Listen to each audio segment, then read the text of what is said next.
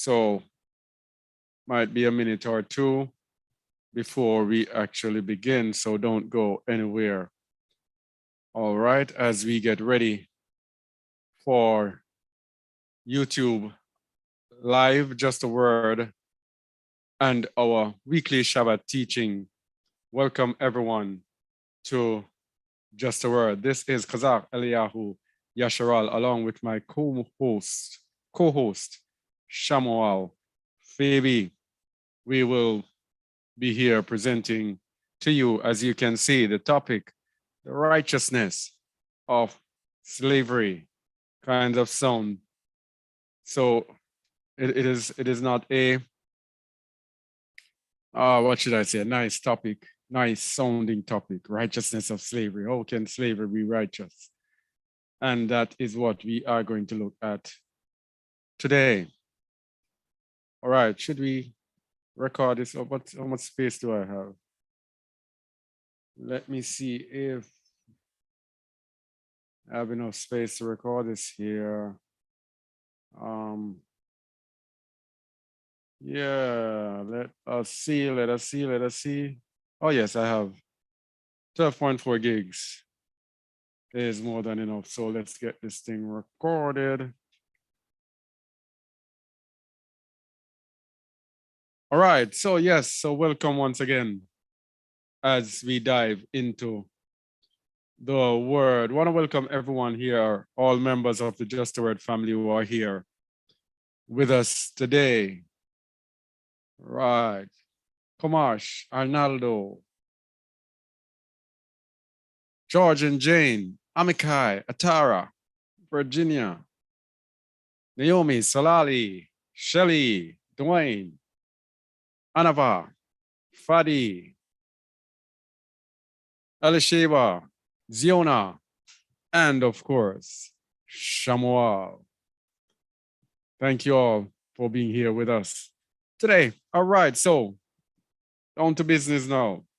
The righteousness of slavery. How can slavery be righteous? It is such a horrible, horrible thing that happened upon this earth, or has happened over time upon this earth. How can it be righteous? And the subtopic, how the righteousness of slavery has been hidden by translators to our detriment. So if we don't know the righteousness of slavery, then it will be to our detriment. And it has been to our detriment. It has been. Because if you look up top, Romans 6:16, know ye not that to whom ye yield yourselves servants to obey? The King James Version has servants, but it has done a disservice by putting servants, because the King James Version is a Bible of choice for the Christian religion. And the Christian religion is a business. It is a business. When you tell people about church, you tell them about tithing and church, etc. First thing they tell you is, how are we going to pay the bills? How are we going to pay our pastor? How are we going to pay this and pay that? Because it is a business. The pastor is the CEO. The pastor has to get paid. The church has to be maintained. The building has to be maintained. Rent has to be paid, or upkeep has to be paid. And so the literature that you use has to be attractive so as to attract persons to the church. The more persons are attracted, the more tithes and offerings, the more money comes in. The easier it is to pay the pastor. The richer the pastor gets, the richer the business gets. And when the business gets richer, the business can expand, and it can also branch off into different places. And so the business gets bigger and bigger until before you know it, the business have 5, 10, 15 different, 20 different branches all over the world. That's how the system works. So the literature has to be very pleasant. If you notice with Christianity, it is very pleasant. It tells you only their God, only things good, nothing that sounds like it might be repulsive to people. So Yahuwah is stifled and God is uplifted. So when God is uplifted, the literature that accompanies it has to match with the God. So the word that is used for servants in Romans 6:16 is actually slave. But how are you going to be a Christian and tell people that they are slaves? Right? Because remember, who does the Christian religion comes from? It comes from the Edomite. It comes from the slave masters. Yeah? So they have to present to us something that will not touch their guilt. The slave masters want their very best for us to forget about slavery. If you ever try to mention anything about slavery in a run of a conversation, you are quickly shut down. You are racist. Slavery is gone. Get up. We must get over it. They try to shut out slavery. And so they also do so in the translation by translating out the word slaves and slavery in order to not remind themselves of the atrocities that they have done. And this is one of the reasons the Christianity is so attractive to them. It is their religion to let them forget everything of their past and to assure us that they can still be our slave masters, because the Christians are the leaders of all the modern religion, the modern denomination, the Edomites. They lead the modern denominations just the same. So they have this guise of equality, but they are the ones who are still leading. They are still the masters. Yes? So they hide the word slaves and put servants. And guess what that does to us, the true believers? It makes us not realize the degree of servitude that we need to have. It makes us not realize the fact that we do not have choice. When we come to the Most High, we give up our choice. We give up our free will. We become slaves to him. But we don't get it because we see the word servant. So we think, okay, we are serving him. Serving him, you are his slave. That's what you do. Because that's why Hamashiach said, if any man follow me, let him do what? Deny himself, which means become selfless, which means you give up your rights, you give up your free will. Just as he did when he said, let this cup pass from me. Nevertheless, not my will, but thy will be done. That is the mind of a slave. I am not here to do my own will, but the will of my master. And that is how we can, that is the only way we can overcome. All right? Now, with women, we are very unpopular with women because we keep telling women that they must be in subjection to the men. It's the same order. All right? We all must be in subjection. We're going to see today that every single one of us here is a slave to something or someone in an order. And the reason we have to do it with women is because Babylon, going against the will of the Most High, has lifted up the woman on equality or even above the level of the man. So we here have to try to restore the original line of authority that was there before. All right? So we all have to have the mind of servants. If we don't have the mind of servants, then we cannot make it into the kingdom we're going to see today if we don't have the mind of slaves. So, as we said, know ye not to whom ye yield yourselves slaves to obey, his slaves ye are to whom ye obey, whether of sin unto death or of obedience unto righteousness. So we are all slaves because we are either in sin or we are in righteousness. So that means we are all slaves. And the word for servants there, or slaves, is the Greek word doulos that is used much in the New Testament. And the New Testament tells us over and over again about us being servants, about us being slaves. But they use the word servant in the KJV.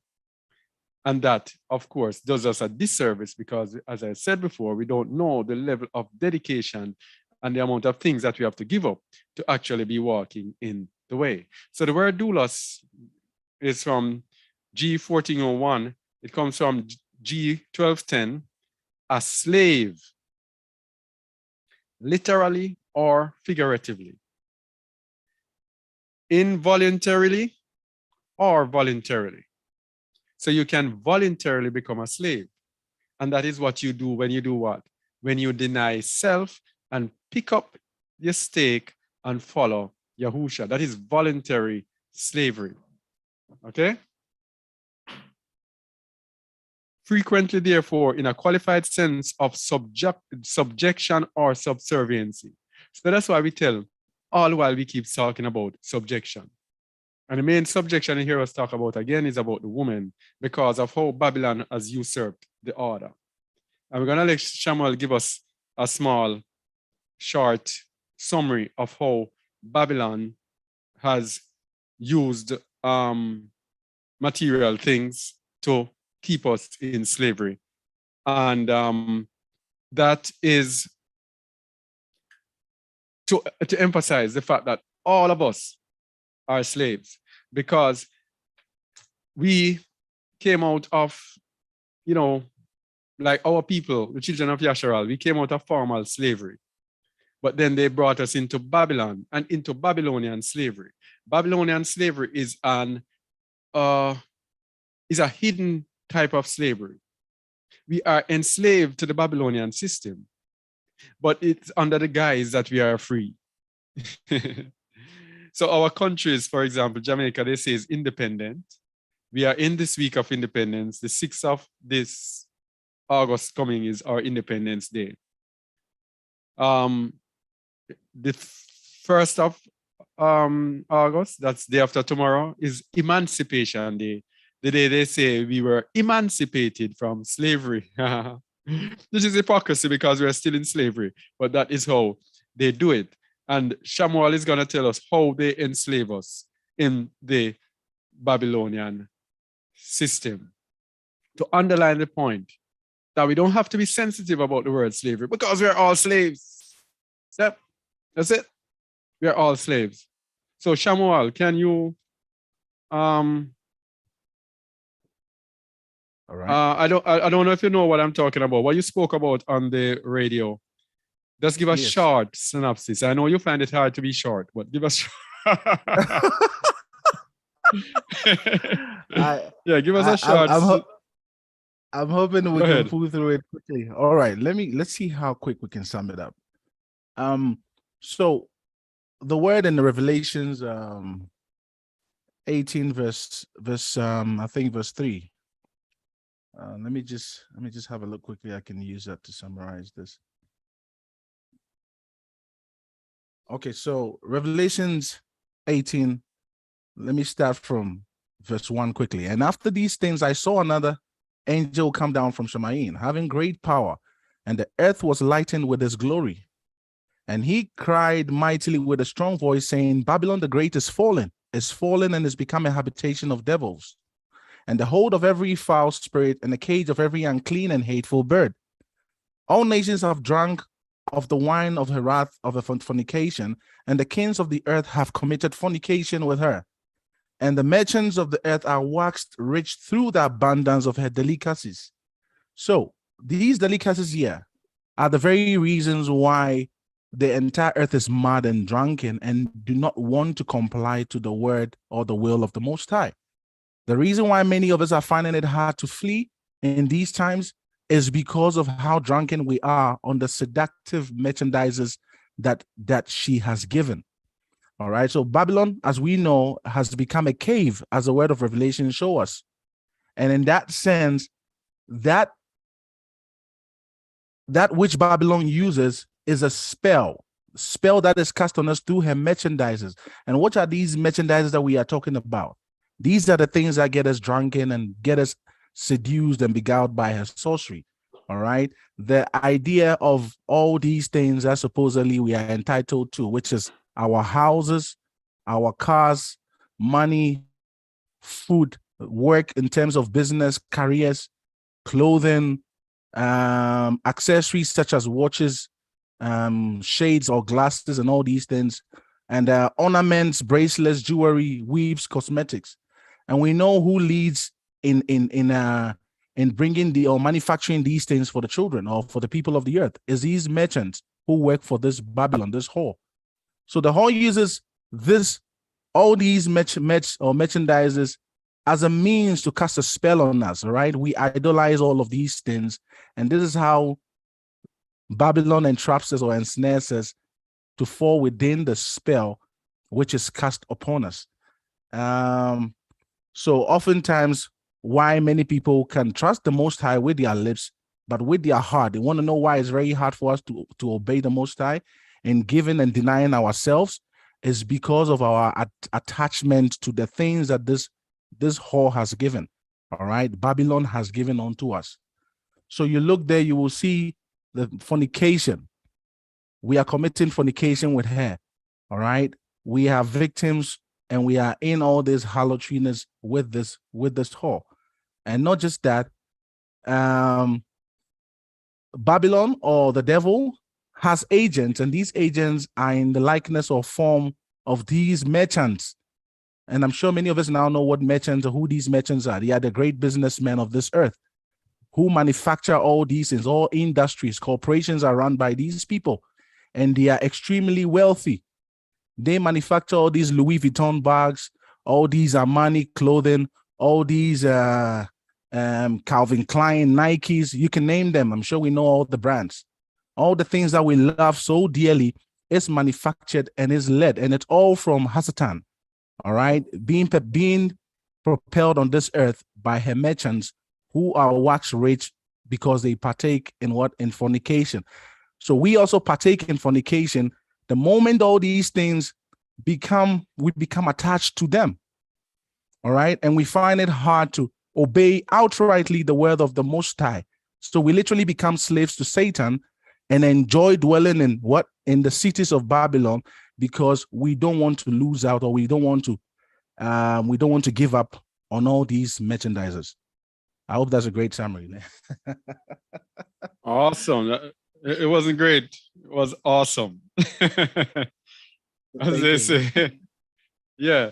So it goes to show that we are all slaves. We are slaves to the system. So they replaced it and had this hypocritical system of slavery that they put us in. And how do we acquire these things? We become slaves to their commercial system. As it says in Revelation 18:23. And the light of a candle shall shine no more at all in thee, and the voice of the bridegroom and of the bride shall be heard no more at all in thee. For thy merchants were the great men of the earth, for by thy sorceries were all nations deceived. And the sorceries there, of course, is pharmakia and medication, because the world is run based on their pharmaceutical system. And verse 19 says, read verse 19, please. And they cast dust on their heads and cried, weeping and wailing, saying, Alas, alas, that great city, wherein were made rich all that had ships in the sea by reason of her coastlines. For in 1 hour she made desolate.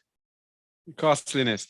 All right, so here's this. It's a mercantile commercial system of Babylon. That is what enslaves us. Let me remove this. Yeah. Yeah. That is what enslaves us. We have to work to go into their system. So they dwindle all of those carrots to us, all of those nice things that we strive after. They use marketing in order to get us to go a-whoring after their things. They use ostentation for us to go after their things. Ostentation is the fact that some people can have it and I can't have it. So ostentatious goods are goods that diamonds and Rolex watches and those things that the average person cannot have. And so we are always striving to go up, to move up. And we get caught up in the drunkenness of Babylon, going after all of these things. And so that is why now when we hear flee and everything, a lot of people are unwilling to give up the work. In Jamaica, when we say we're going on to work, we say things like, oh, I'm going on the slave. We accept and know that this thing is slavery. Wow. Yeah, that's what we say in Jamaica. What? May I go up on the slave, which means I am going on the slave or going into slavery. That is what they call their work. And so the jobs, the commercial system, that is how Babylon keeps us in slavery and keeps us enslaved. And so when it's time, when you hear flee out of the midst of Babylon, Do we really have to know? We can this and all sorts of excuses, because guess what? We are caught up in the drunkenness of Babylon. And so this is the challenge for us today. Fleeing out of the midst of Babylon. It is who is willing to rip themselves away from the slavery of the Babylonian system and to free themselves and to become fully a slave to the Most High. Because you're either a slave to one or the other. You're either a slave to the Most High or you're a slave to Babylon. And that's how it is. Yeah, so let's begin. We haven't even begun as yet, but we're just laying the foundation so we know and understand what we're talking about. All right? So the question now, is slavery righteous? Is slavery righteous? And could you read, please, Shamuel? Deuteronomy chapter 4, verse 8. And what nation is there so great that hath statutes and judgments so righteous as all this law, which I set before you this day? So righteous as what? All this law. So all this law is righteous. All this law. And slavery is written in the law. Yeah? This is one of the things that stump Christians. When you have people who come and criticize about slavery, and they are silent. We must not be silent. Slavery is righteous. And we're going to show you why, or how the Most High uses slavery in righteousness. When people come to Christians and say, oh, you're God, it's slavery. What about this? He supports slavery and everything. And the Christians are like, dumb. No, he supports slavery because slavery is righteous. To the law and to the testimony, if they speak not according to this word, it is because there is no light in them. Before we go and look into the righteousness of slavery, though, we're going to look at the dangers of despising authority. Because the slavery is given to us, and we're gonna expound on it some more. Slavery is given to us to bring out our righteousness. When we are in captivity, when we are free, or should I say, should I go to the law? All right, let me go to the law first. Let me put this first. All right, let's go to the law. When Yasharal is under the curses of the law, it is a righteous thing for the Most High to enslave us. When Yasharal is under the curses of the law, it is a righteous thing for Alua to enslave them. We have to get that in perspective. Why? Because taking away all our liberties and putting people above us will bring us down to zero. And it is only when we are down to zero as humans, that is when we're truly going to come back into righteousness.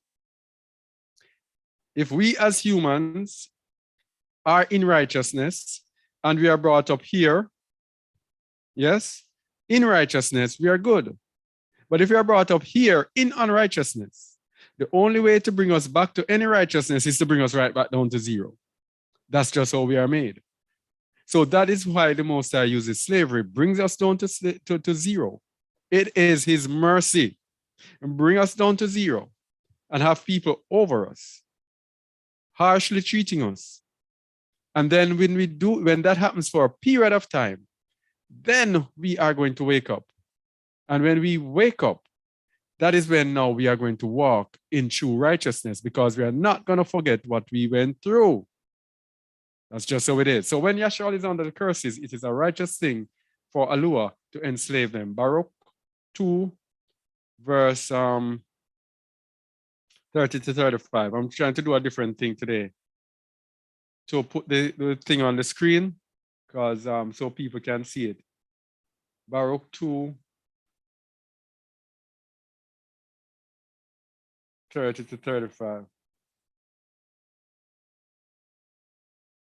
All right, go ahead, please.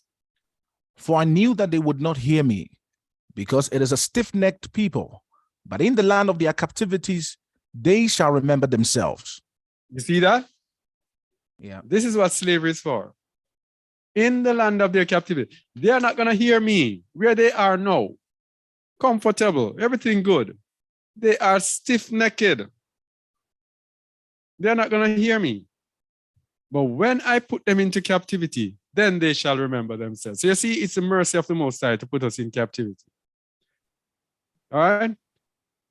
Yeah. As bad as it may sound, slavery is righteous. 31. And shall know that I am Yahuwah their Alua, for I will give them an heart and ears to hear. Okay. And they shall pray. Yeah. Go on. Yeah. So that's it. They will not, he will not give them a heart and ears to hear until they are brought down and are totally repentant. So that's when he will give them a heart and ears to hear, when they are brought down to zero and they start searching after him and they get rid of their stiff-neckedness. Verse 31. And shall know that I am Yahuwah. Which one? 32. Yeah. And they shall praise me ahead. in the land of their captivity and think upon my name. All right. So these people here, they were stiff-necked, but he put them in slavery. And guess what? Everything transformed. They shall now praise me in the land of their captivity and think upon my name. No more stiff-neckedness. 33. And return from their stiff neck and from their wicked deeds, for they shall remember the way of their fathers, which sinned before Yahuwah. You see that? Yeah. So this is why in one of our prayer slots, we pray for the sins of our fathers. We pray against it. We remember it in prayer. And we present it before the Most High, telling him that we remember the sins of our father. And we know that that is what has brought us into this. And we know the error of their ways. Yes? Same thing. It's amazing what you're saying, Brother Kazak. Because as you're saying, when you bring some of these issues out, it sounds like what? It sounds the Gentiles call you what? Racist and all the names they can. Now, Yes. if they don't hear the truth in its entirety, how are they going to be able to pray the right prayer, remembering the sins of their fathers? Because Yes. not only the homeborn is told to remember, also one law shall it be to who? The homeborn and the stranger. So the Gentiles are also going to do what? Have to look into their past and do what? And be able to remember and seek what? For mercy. Shalom. Yes. Continue. And I will bring them again into the land which I promised with an oath unto their fathers, Abraham, Yitzhak, and Jacob. And they shall be masters of it. And I will increase them, and they shall not be diminished. So it is a process. Yeah. It is a process. Yeah. And slavery is an essential part of the process. Take away their liberties. Put masters over them that are going to crush them, that are going to make them feel as if, what is this happening? And then they turn and say, oh, because of what our fathers have done. And so they will learn from it and not do it again. 35. And I will make an everlasting covenant with them to be their Alua, and they shall be my people, and I will no more drive my people of Yasharal out of the land that I have given them. If you were listening on the radio day before yesterday, when we dealt with the book of Zephaniah, then you will see the process. This is the same process being described here. The Bible is not about a religion, people. It's about a nation and the process that the Most High brings them through to perfect them, to bring them in righteousness as a righteous nation before him. So we just see they are stiff-necked. Yes, he brings them into captivity. In the land of their captivity, they shall remember themselves. They now turn to him and pray to him. And they remember the sins of their father. And the Most High gives them a heart to understand, and ear to hear, and eyes to see. Then he lifts them up and brings them back into the land of their captivity and makes an everlasting covenant with them. And they live happily ever after. So if slavery was unrighteous, what would it be doing in the process? Yes? Yeah. All right. So that is why we don't hate. I don't know. That is why, let me get this. That is why we cannot hate for what has happened. We have to understand it was the sins of our fathers that caused it. Yes, they went overboard. Yes, they are wicked and they went overboard. But not to hate, because we deserve it. And if it hadn't happened to us, what would have happened to us? The Father would have left us and would have become corrupt like the Gentiles. We would have been up there in the New World Order, taking part and cheering them on and doing our part in helping them with this campaign to stick people in their arm, and all sorts of evil will be doing. But because we are the sons of the slaves, we know and remember what happened, and so we can look to him and strive after righteousness. All right? Yes. Lamentations 1 verse 5. Just looking at the fact that when we are under the curses, it is a righteous thing for a law to enslave us.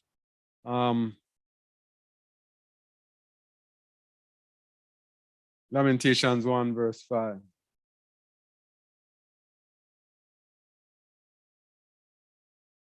This is a verse that I use almost every week, isn't it? Read it, please. Her adversaries are the chief. Her enemies prosper. For Yahuwah hath afflicted her for the multitude of her transgressions. For her children are gone into captivity before the enemy. All right? Her children have gone into captivity before the enemy. This is the righteous judgment upon Yahudah, who had gone into all sorts of sins. And verse 6. And from the daughter of Zion, all her beauty is departed. Her princes are become like huts that find no pasture, and they are gone without strength before the pursuer. That's it. These people reduced to nothing, sent into captivity before the enemy. It is a righteous thing for the Most High to do. Deuteronomy 28:25.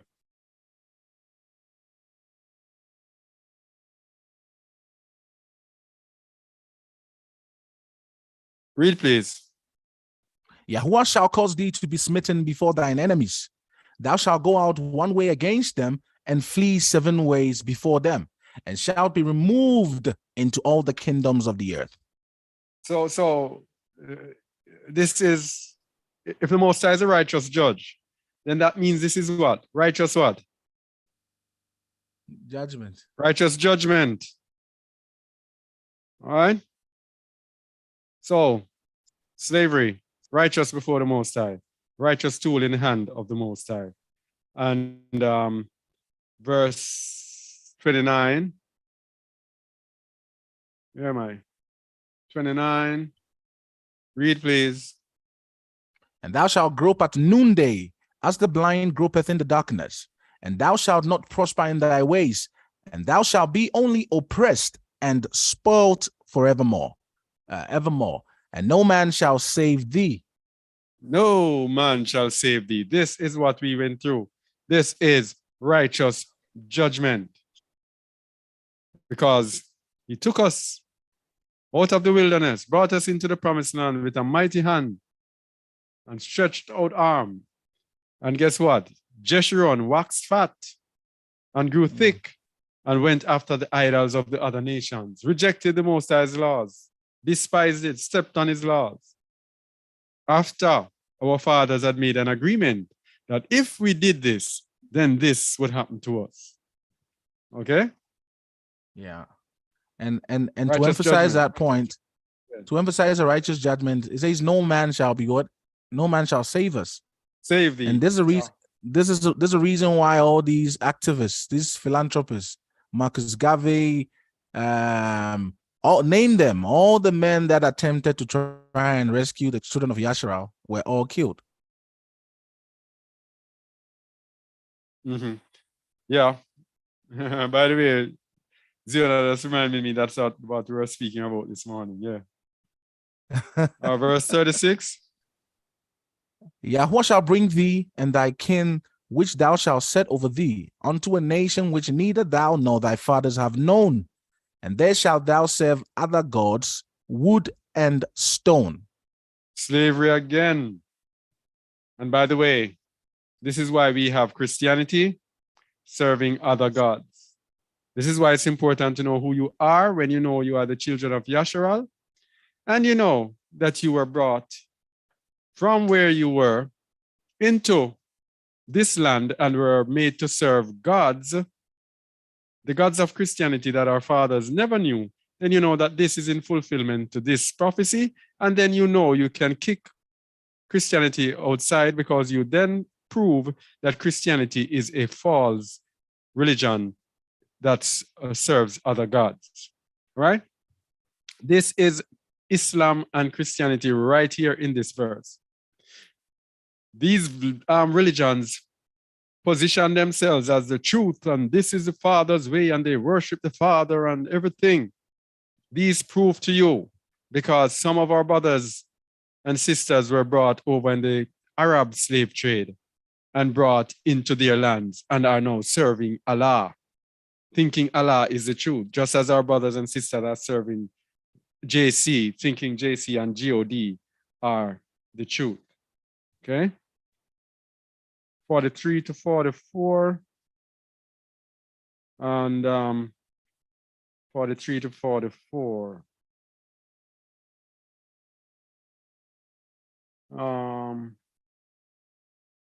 43 to 44.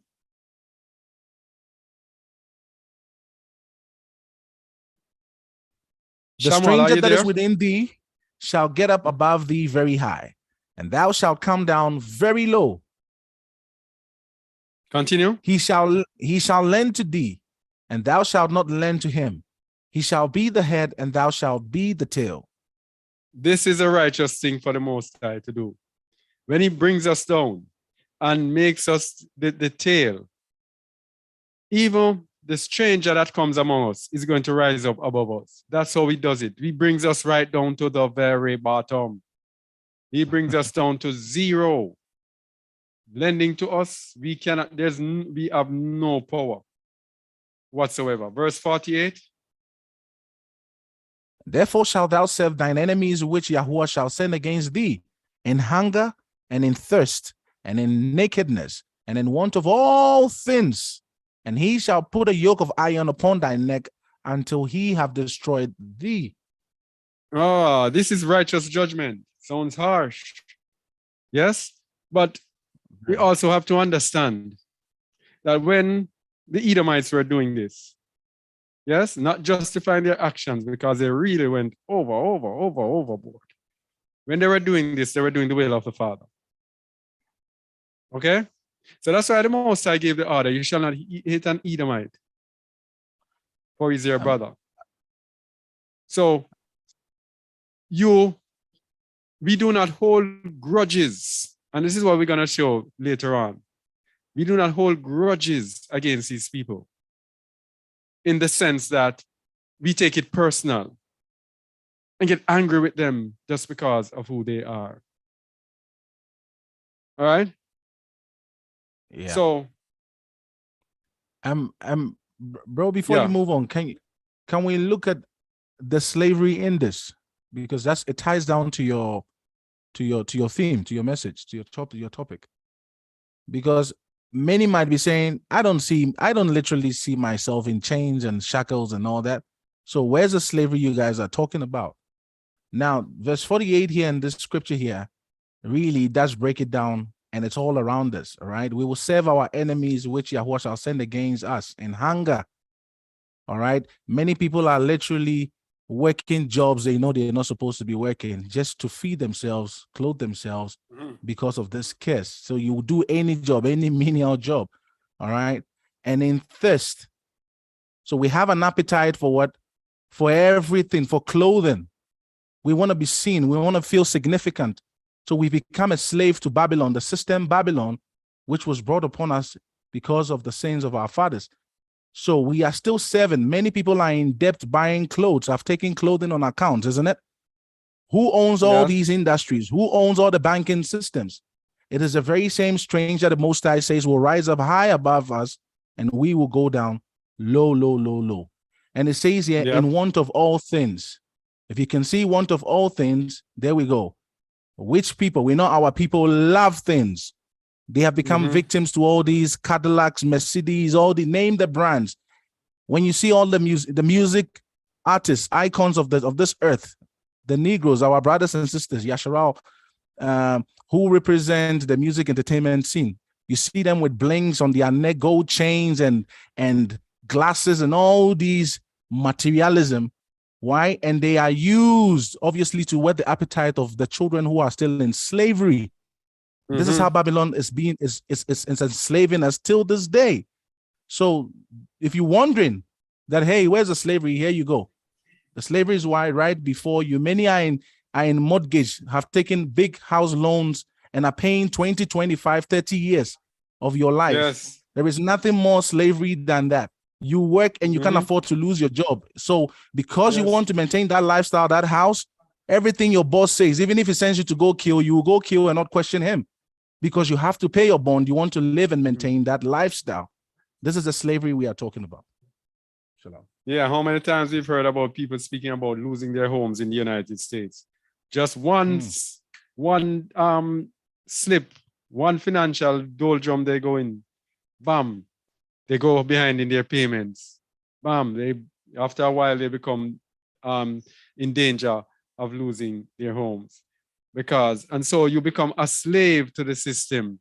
You cannot, you are just, some people work one job to pay the mortgage and another job to pay the bills and have extras left over. That is slavery. So we hear people, they go to work at 8 o'clock in the morning, 9 o'clock in the morning, and then they come off 5 o'clock. And then by the time 8 o'clock at night, they're going and working maybe till midnight or something like that. So, that's slavery. That is slavery, right? So we were talking about when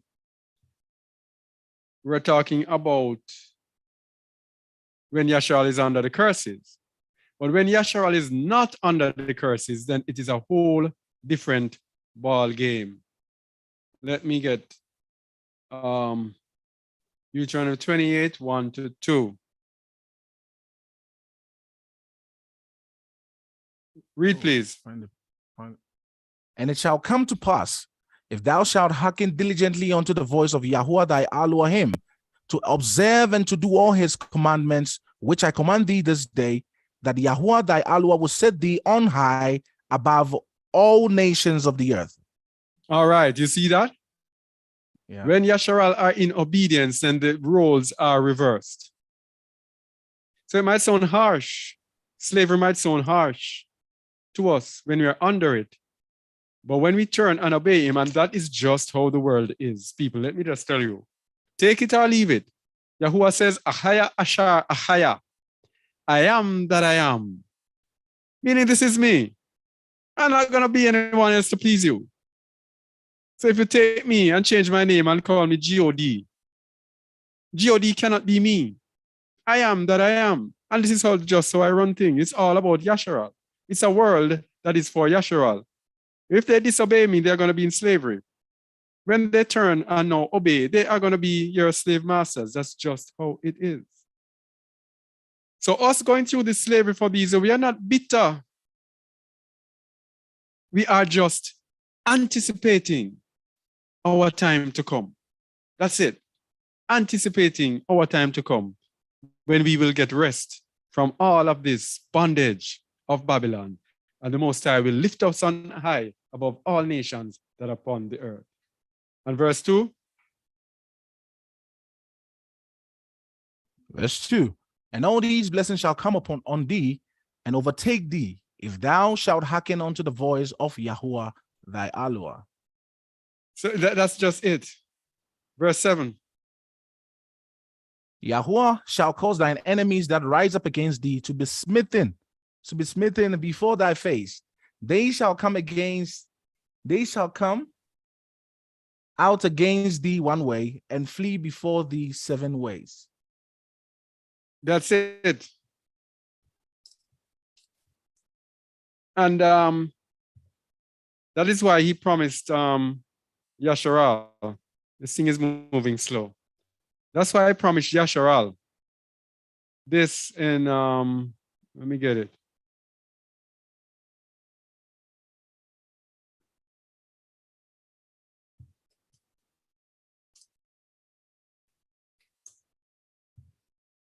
Yeah, so that is why I promised Yasharal this in Jeremiah 30, verse 16. Read it, please. Therefore, all they that devour thee shall be devoured, and all thine adversaries, every one of them, shall go into captivity, and they that spoil thee shall be a spoil, and all that prey upon thee will I give for a prey. So the whole point is, it is a cycle of slavery. It is a cycle, a whole cycle. So all those that brought the children of Yashar in captivity, they shall go into captivity. It's just a cycle that keeps repeating itself. Revelation 13:10. Read, please. He that leadeth into captivity shall go into captivity. He that killeth with the sword must be killed with the sword. Here is the patience and the faith of the saint. So here is the point now. Here is the whole point. The whole point is that Christianity, being a religion, has totally ignored this aspect of the word. Totally ignored it. How many people are preaching about the coming enslavement of the Gentiles? Shamuel? Yes, brother. How many people are speaking, are teaching about this cycle? This is what the Bible is about. Zero. None of them. The moment they ignore this part. Yeah, go ahead. Yeah. No. Finish. They ignore this part. Yes. They ignore this part because it does not suit their business, which is Christianity. Yes. You can't. Yes. Go ahead. It doesn't help for business. It's not for good business. I mean, I've heard the pastor. I've heard the pastor tell me literally. Yes. He said to me that. He said to a brother to tell me, a brother was witnessing to tell me that, man, everything Shammai is saying is true, but man, it's not good for business. This is what he whispered to the friend, and the brother says his jaw literally, fell, because this is a pastor he looks up to as well. So it's very sad when you have to tell the sheep the truth and they don't, because you can ask any Christian, you can show this scripture about slavery to them and hear what they say. They struggle. If you ask a Christian, religious person who an enemy is, they will tell you it's Satan. They cannot identify there is a physical enemy. Why? Because what Christianity would not tell them. So they are blinded. Oh boy. So they don't teach this because it's not good for business. And because they don't teach it, the people are blinded by the prince of error, who is the God of this world. Now let's go there. We've been with this verse for past few. 2 Corinthians 4:3-4. This is it. Because they don't teach it, then the good news is hidden. And the people are lost. Read it. But if our gospel be hid, it is hid to them that are lost, in whom the God of this world hath blinded the minds of them which believe not, lest the light of the glorious gospel of Mashiach, who is the image of Elohim, should shine unto them. So the light of the splendid good news of Hamashiach cannot shine unto them because they have ignored this. Their slavery relates to the good news, to the truth. Yes. And so when we go to the gospel, the slavery part of gospel is hidden. I mean, we can't go through it too much because people have to understand this. Isaiah 61. When we go to the slavery part of the good news, this is the gospel. If you'll notice, it starts, the Spirit of Yahuwah Allah is upon me because he hath anointed me to preach good tidings. You can read this on your own. But when it comes to the slavery part of the good news now, they cannot see it. The gospel is hid to them that are lost. So those people who don't understand this teaching that we are teaching today are lost. Because here is what is hidden from Christianity, the slavery aspect of the gospel. Read verse 5, please. And strangers shall stand and feed your flocks, and the sons of the alien shall be your plowmen and your vine dressers. But ye shall be named the priest of Yahuwah. Men shall call you the ministers of our Allah. Ye shall eat the riches of the Gentiles, and in their glory shall ye boast yourselves. Yes, and why in Isaiah 14 now it tells about, it goes even more in more detail. Read, please. For Yahuwah will have mercy on Jacob, and will yet choose Yasharal, and set them in their own land, and the strangers shall be joined with them, and they shall cleave to the house of Jacob, and the people shall take them. He will no. He will have mercy on Jacob, because Jacob will be in slavery, being trodden upon, and he's going to turn it around and lift up Jacob. All right? And then he's going to set them in their own land. And the strangers will be joined with them, and they shall cleave, they shall cling to the house of Jacob.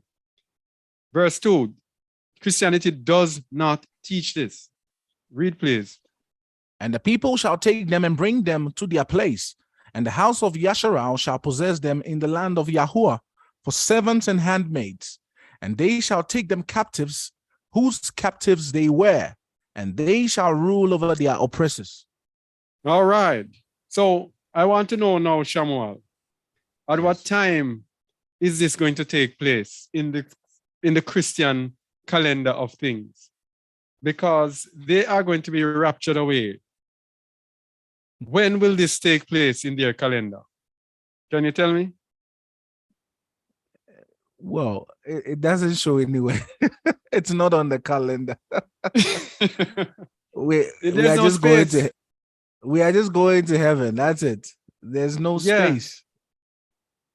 Yeah, so that means this would not be fulfilled in their calendar. That shows that they are wrong. So the slavery aspect of it is ignored by the Christians. And so the people are lost. If you're not understanding this or knowing this, then it means that the gospel is hid from you and you are lost. Deuteronomy 28:12-13. And because the slavery enemy and the slavery aspect of the gospel is lost, hence Christianity or religious people deny the relevance or importance of the children of Yasharal. That's why they say, oh, they don't matter. Because the salvation is because of them. The sanctuary is within and amongst them. And so anyone that wants to be saved has to come and cleave and be a part of them. Yes. So if you don't know what their problem is, why they are in slavery and why they need a redemption, how are you going to know how to cleave or how to actually obtain salvation? That's it. That's it, Ak. That's it. If you don't know their story, if you don't know the depths of it, how are you going to understand and how are you going to know the part that you can play? Yes? Yes. Because if you ignore their salvation and think their salvation is for everyone and every is as equal salvation, the salvation is about taking them out of captivity and turning things around. Because they are the righteous seed. Yeah, go ahead. Yes. Hence the word says that your prophet have not uncovered for you what? Your sins. That's why these religious pastors do not uncover, because they don't want to talk about the slavery. They don't want to show you how you went into this captivity, this sin. And the Most High says all those men who don't tell you about this captivity are liars. They are not from him. Because what the Most High is doing on this earth is to turn the hearts of his people back from slavery, from sin. So if any prophet, any pastor is not telling you about your sins to uncover the mystery of what is happening in your plight, then that is the deceiver. That is the deceiver, the apostle of light, the ones from Satan that Paul refers to or Shaul refers to. And if he's not telling you who you are according to the scriptures, then he is false, because you cannot understand your role or your part to play unless you know who you are. Are you an Edomite? Are you an Israelite? Are you a Moabite? Are you an Ammonite? Who are you? Because the roles and the judgments are different for each person. All right? So when Yasharal is in righteousness, when he lifts them up, part of the cycle is in Deuteronomy 28, 9 to 10. Read, please. Yahuwah shall establish thee an holy people unto himself, as he has sworn unto thee. If thou shalt keep the commandments of Yahuwah thy Allah, and walk in his ways.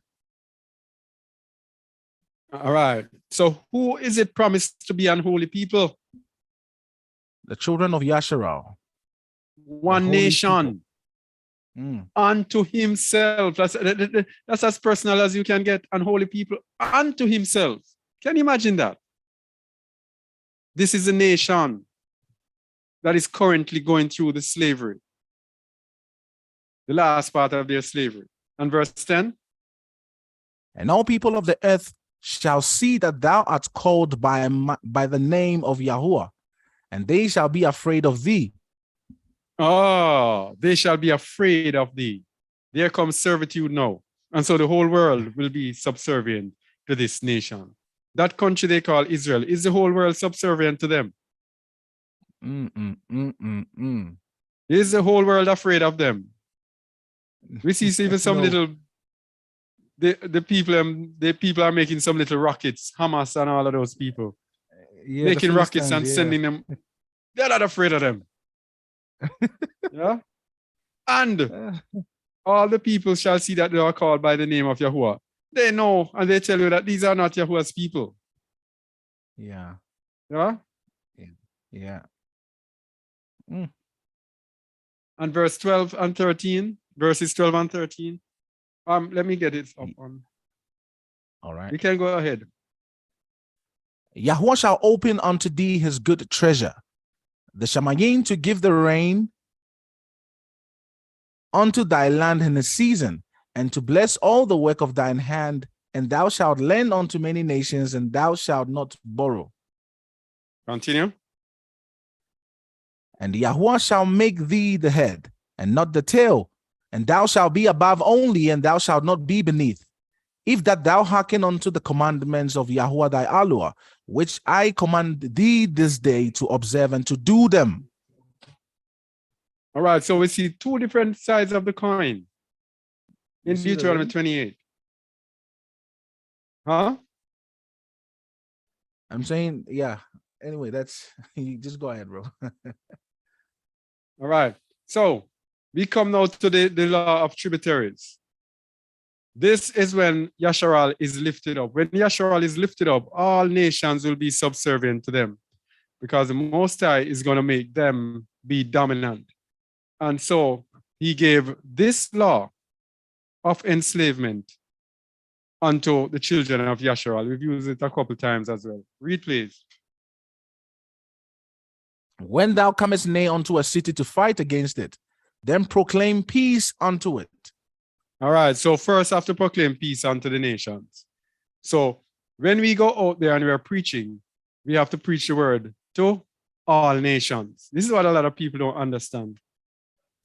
A lot of hardliners who think that the Gentiles must not give the word and no salvation to Gentiles. You have to proclaim peace unto them. You have to be a witness unto them. So you have to bring the word to them, to all nations. Now, when they hear the word and the word pricks them and they start going after the word with all their hearts, minds, and souls, then they would have accepted your term of peace. If they hear the word and reject the word, then they have declared war. So all those Gentiles out there, and I keep saying this, how you hear me on the radio almost every day, speaking about the Gentiles who say they are grafted in and don't want to have anything to do with his people, stay away from his people, reject his people, stay in their old Gentile land. All these people have declared war in the end, because peace has been proclaimed unto them, and they have not taken the declaration of peace. Verse 11. And it shall be, if it make thee answer of peace, and open unto thee, then it shall be that all the people that is found therein shall be tributaries unto thee, and they shall serve thee. They shall what? They shall serve thee. All right. That word serve there is from the Hebrew word abad, a primitive root to work in any sense, by implication to serve, till, causatively enslave. B, keep in bondage. B, bondman, bond service, compel, do, dress, hear, execute, husband. It is enslavement for those who have accepted peace. So we're trying to tell the Gentiles, when you come to Hamashiach, this law, when Hamashiach comes back, he's going to come back with the law. That's why he's going to come back with an iron hand. He's not going to come like he came the last time, this lamb. He's going to come hard, and he's going to come with the law. And that is why it says that in Isaiah 14, that the house of Israel shall possess them, because they have cleaved, I don't know the cleave nor cloven, to the to the house of Israel. They cleave to the house of Israel, and so they have taken the declaration of peace, and therefore they shall be possessed by Yasharal. The others who refuse to join themselves to Yasharal, the others will be taken in the wrath of Alua. It is very, very serious. So, everything that is found in thee, there shall be tributaries unto thee. And tributaries there comes from the Hebrew mass, from age 45, 49, properly a burden as causing to faint. That is, a tax in the form of forced labor, discomforted, levy, task, master, tributary. Yes? So they shall be our slaves, servants, whatever level there is.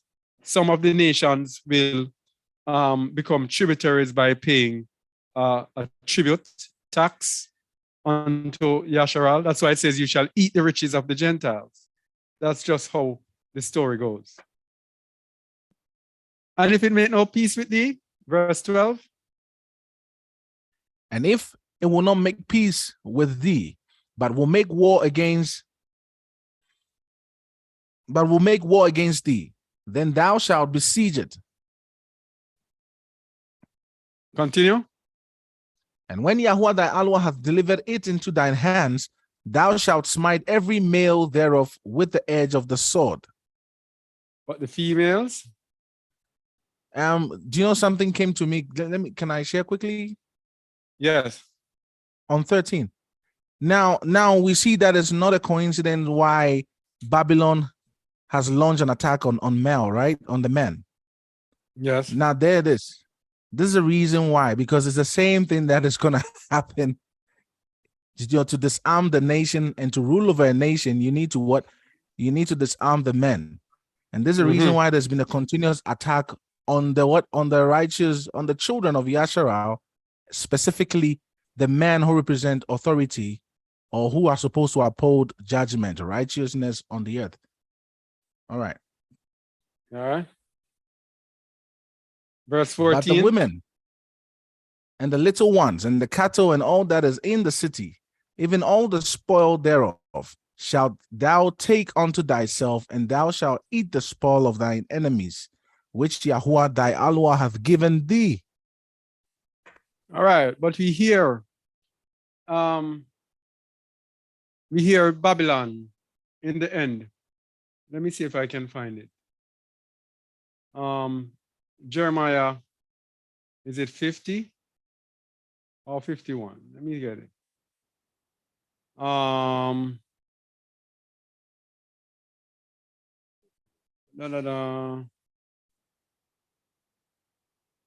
I think it's 51. Let me go to 51.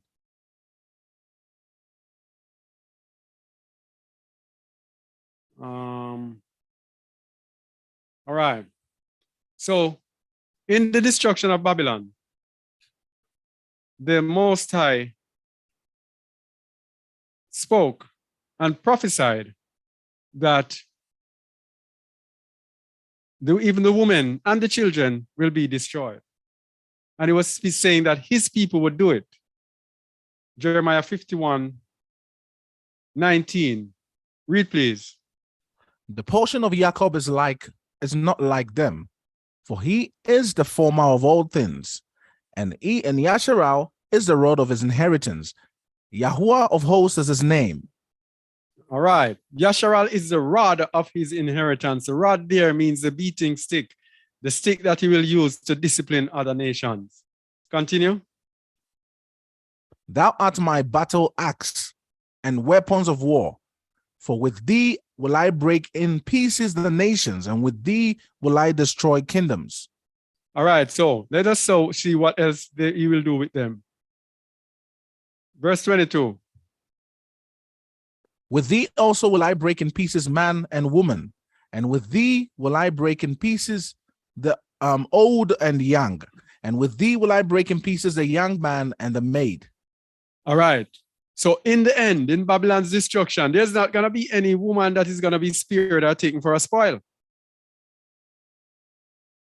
And why is that? Is that breaking the law? We go to Galatians 3:28. Hamashiach makes a difference. Hamashiach is that appeal for peace. Hamashiach is who we give to the Gentiles, a light to light the Gentiles. And read from 27. For as many as you have been baptized into Mashiach have put on Mashiach. Continue. There is neither Jew nor Greek. There is neither bond nor free. There is neither male nor female, for ye are all one in Yahushua HaMashiach. Are you seeing it, Ak? Very clearly, there is neither male nor female. We were given Hamashiach as the terms of peace. We declare peace through Yahusha. It is through Yahusha the Gentiles will find peace. If they accept him, they're good. If they do not accept him, they still need a male nor female because he has borne witness to them. And guess what? They have rejected him. So when it's time for Babylon to be destroyed, when it's time for Babylon to be destroyed, go ahead. Neither male nor female. There is no sparing the children or the women because the peace has been declared and you have rejected the peace. Go ahead, bro. Wow, my mind is just blown. I mean, just by what you just shared now, because man, it's not gonna be, hey, you are a child, you are an adult. Everybody is gonna receive the wrath. It is gonna be poured without mixture, undiluted. So the same whip for both male and female, the same thing for all these wicked demons and spirits, entities that are busy causing all these havocs here. So wow.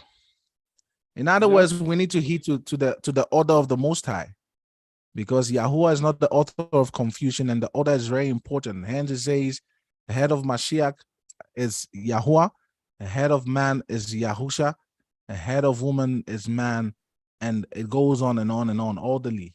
So those that don't want to follow this order are really in trouble as well with regards to this. Yes. Oh. And here it is when the Medes are going to come to destroy Babylon. Read 17-18, please. Behold, I will stir up the Medes against them, which shall not regard silver, and as for gold, they shall not delight in it. Continue.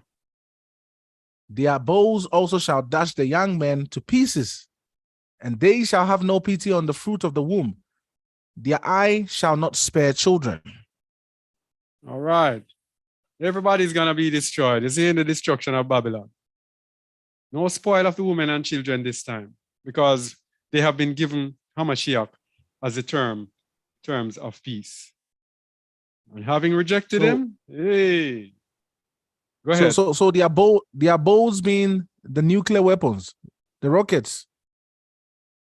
Yes. Yes. All right. Hence, So Russia is not moved by any of the things, the offerings and all the threats. And they're like, oh, we have our own wheat, we have our own what you call it? Yeah, we have our own cereals and all that grains.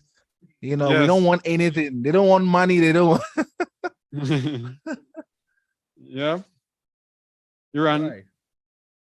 you're on the same. All right. So let's go to another contradicting teaching again. Despising authority.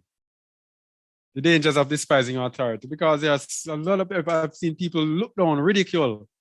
They're saying like the slave masters use the Bible to enslave us, telling us that we must have compassion, using Romans 13, we must obey at whatever cost, right? Attempting to say that it was something that is contrived and made up by the slave masters.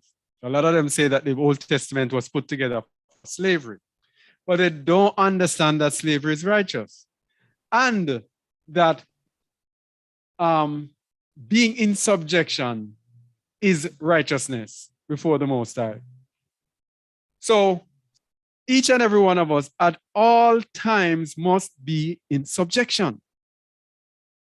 Each and every one of us. And there's an order to the subjection. There's an order to the subjection. So when he has an assembly, there's an order in the assembly. Outside the assembly, there is an order. Okay? When you're out in the road, there is an order. Wherever you are, there is an order of subjection. The Most High does not let you come from under subjection. So when we leave and we go out into the streets, we are now under the subjection of the government. And if you despise the government, you despise Yahuwah. You have to obey the authorities as long as the authorities don't bring you into disobedience to Yahuwah's word. Okay? If you despise the authorities, you despise Yahuwah. And a lot of people don't understand this. So when the slave masters are leading, it is a righteous thing to obey the slave masters. Not that they're slave masters and angry with them. No, we were in slavery because of the sins of our fathers. We deserved it.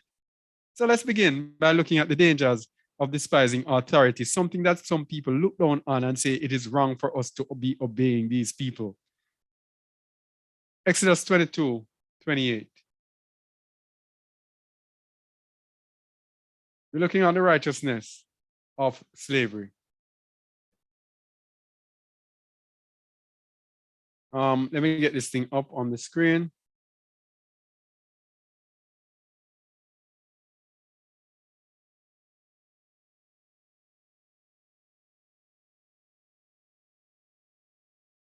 Read, please.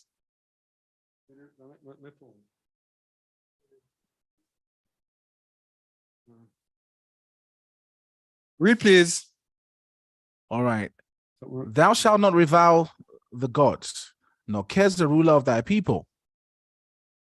Thou shalt not delay to offer the first No, of no, thy... no, no. No, that's all. That is all we want. All right, okay. Thou shalt not revile. This is, I believe, is an error in translation. The gods here is the Hebrew word Elohim, what they have as Elohim. All right? Or Elohim or Elohim. Let me see if you can see this. No.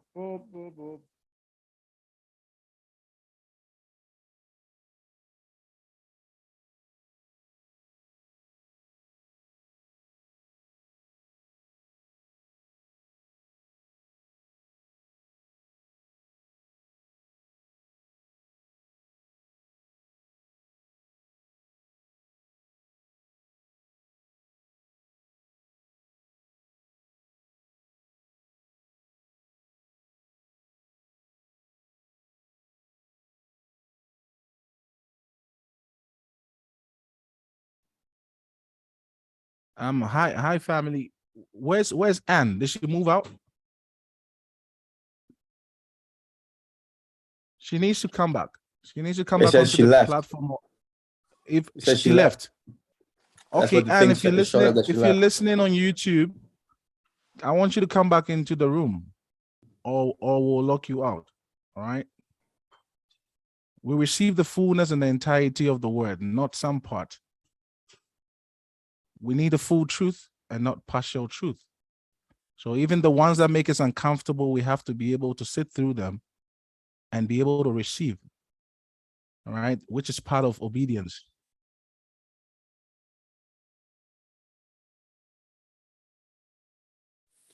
All right. Are you hearing me? Yes, clearly. All right. All right. So I was saying this Exodus 22:28. I was trying to put it here on the screen.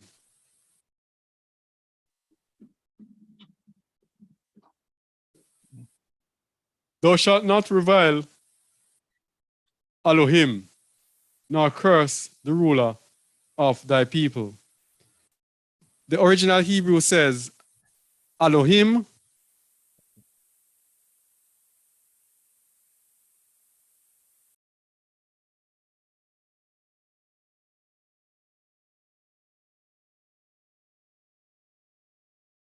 And suddenly the internet becomes a problem again. Okay. And either way, we'll get through this. All right.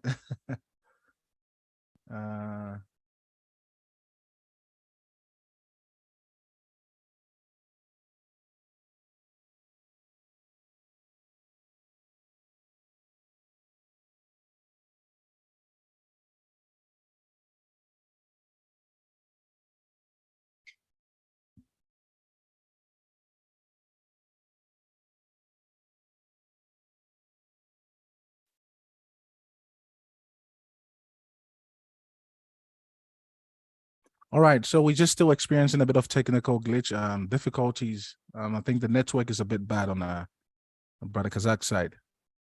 But clearly we see where the message is going, right? Still on the topic of what slavery is, because we know there is slavery in everything, even in our household. All right, you back, Ak? You muted. Yeah. So we are not to revile the leaders of the ruler of our people. That is where we begin. 2 Peter 2:7-12.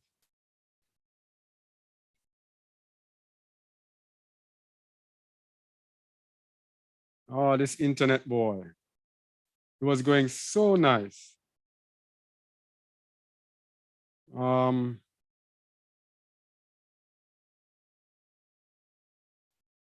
Go ahead, please. All right. And delivered just Lot. Can we start from 6 so that it makes? Yeah. And turning the cities of Sodom and Gomorrah into ashes and condemned them with an overthrow, making them an example unto those that after should live ungodly, all right, unholy, and delivered just Lot, vexed with the filthy conversation of the wicked. Continue. For that righteous man dwelling among them, and seeing and hearing, vex his righteous soul from day to day with their unlawful deeds. Yes. Yahweh knoweth how to deliver the holy out of temptations, and to reserve the unjust unto the day of judgment to be punished. All right, so we're going to see the unjust now, who the unjust are. Verse 10. But chiefly them that walk after the flesh in the lust of uncleanness, and despise government. Presumptuous are they. Yeah, continue. Presumptions are they, self-willed. They are not afraid to speak evil of dignities. All right, so here's the thing now. Despise government. Government there. Government there is from the Greek kuriotas, curiates, which means actually government or rulers. So we saw the Torah, Exodus 22:28. You must not despise or revile the leaders of your people, curse the leaders of your people. And it is telling you that those who are walking in the flesh, in the lust of their flesh, will despise their government. That is why we have our people following up politics, exalting one side and reviling the other side, exalting one leader, reviling the other leader. And this is what they get us to do in their political system in the United States. If you are a believer, you're following up government. If you were a Democrat, you would have reviled Trump. If you're a Republican, you would have reviled Biden. You have broken Torah just by simply reviling one of the rulers of your people. Okay? He says they are presumptuous and self-willed. That means it is not the Ruach that is leading you to do those things. Yeah? They are not afraid to speak evil of dignities, evil of those who are honorable. So being servants and slaves on this earth, as Shamuel was telling you last time, because the last time Shamuel taught last week, I'm going to comment on that.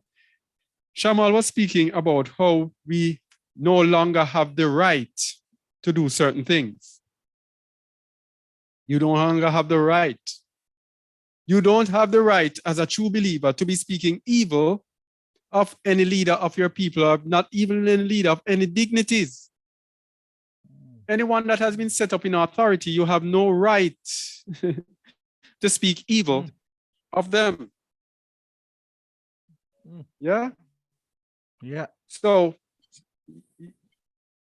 last week, I was supposed to speak on this.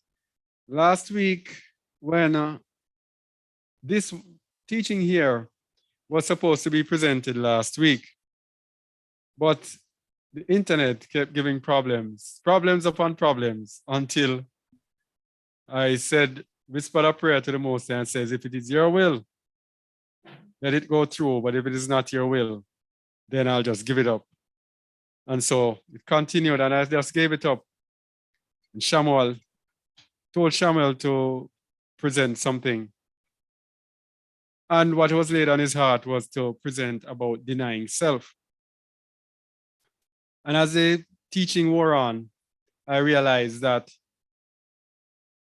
that teaching had to be presented before this, because denying self is a precursor to this, which is a deeper form of understanding. Denying self will make us think that, okay, I have the right to deny, I can deny self, and, I have a choice.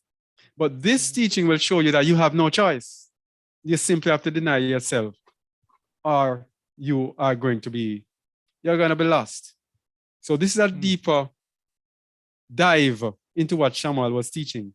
And Shamuel was teaching that you no longer have a right to. You no longer have a right to. That is slavery. That is servitude. A slave literally has no rights except what his master tells him. So when you no longer have a right to, you have actually become a slave. So what are we saying here? That we have to have the minds of slaves, or else we are going to be lost, because the only way we can go through is if we are obeying with the mindset of a servant, the mindset of a slave. All right? So they are not afraid to speak evil of dignities. Verse 11. Where else angels which are greater in power and might? Where else angels which are greater in power and might bring not railing accusations against them before Yahuwah, sorry. All right. So before Yahuwah, angels who are greater in power and might They do not bring railing accusation against the government and against dignities. That's what it's telling you. But those who do not understand, those who are in sin, this is what they do. Verse 12. But these, as natural brute beasts, made to be taken and destroyed, speak evil of the things that they understand not, and shall utterly perish in their own corruption. You see that? Yeah. This is what it's still talking about when you speak evil against government and against dignities, people in position. Because you have to have the mindset of a slave that whatever is brought on you, you take it. That's it. Yeah. Whatever is brought on you, you humble take it. That's what the Most High wants. Yeah. He wants us to be patient in tribulation. But why do we quarrel about leaders? Because we want things to be perfect, and Babylon has deceived us into thinking that things can be perfect. So every 4 or 5 years, when a new government comes in, they promise you perfection. And then when they don't bring you perfection, you quarrel and complain. But if you back that government and like that government, you're going to back that government and saying that they did well. And so you are going to have this cycle of quarreling and complaining. Okay? So as natural brute beasts made to be taken and destroyed, that is what it's saying about people who despise dominion and dignities, governments, and the honorable men, the dignitaries, and shall utterly perish in their own corruption. It's very serious. Now, Jude 1, 5-10 is another one. This is Kepha speaking, right? And then we have Yahuda who's going to speak next, and then Shaul is going to speak next. 3 different people, 3 different writers are going to speak on primarily the same thing, and people are saying that they were placed in the Bible. The Most High knew that it would be a hard thing for us to accept. So he made there be 3 different witnesses. 3 witnesses. Let's see what the other witness, Jude, or Yahuda, or Judah have to say. Read, please. I will therefore put you in remembrance, though ye once knew this, how that Yahuwah, having saved the people out of the land of Egypt, afterward destroyed them that believed not. All right. So those who do not believe. Okay, we have 3 different witnesses we are saying no. And people still do not believe and are still reviling governments, still reviling dignities. Yes? And it is something that is ingrained in us, because a lot of the times I have to check myself. Because it is something, having been someone who was part of the political system, you have this mindset of reviling someone else because they don't agree with what you do or whatever. You understand? So we have to be conscious of this thing. So the Most High saved the people out of the land of Mitzrayim, but afterward destroyed them that believe not. So it's telling us that take care, because you think that you are saved and everything. But watch this, verse 6. And the angels which kept not their first estate, but left their own habitation, he hath reserved in everlasting chains and the darkness unto the judgment of the great day. All right, so the angels. Verse 7. Verse 7. Even as Sodom and Gomorrah and the cities about them in like manner, giving themselves over to fornication and going after strange flesh, are set forth for an example, suffering the vengeance of eternal fire. Continue. Likewise also these filthy dreamers defile the flesh, despise dominion, and speak evil of dignities. You see? He calls them filthy dreamers. Yeah. No righteous set-apart person of the Most High cannot despise dominion, despise government, and speak evil of dignities. Wishful thinking. Yes? Yeah, wishful thinking. They are assuming that they are believers, whereas they are not.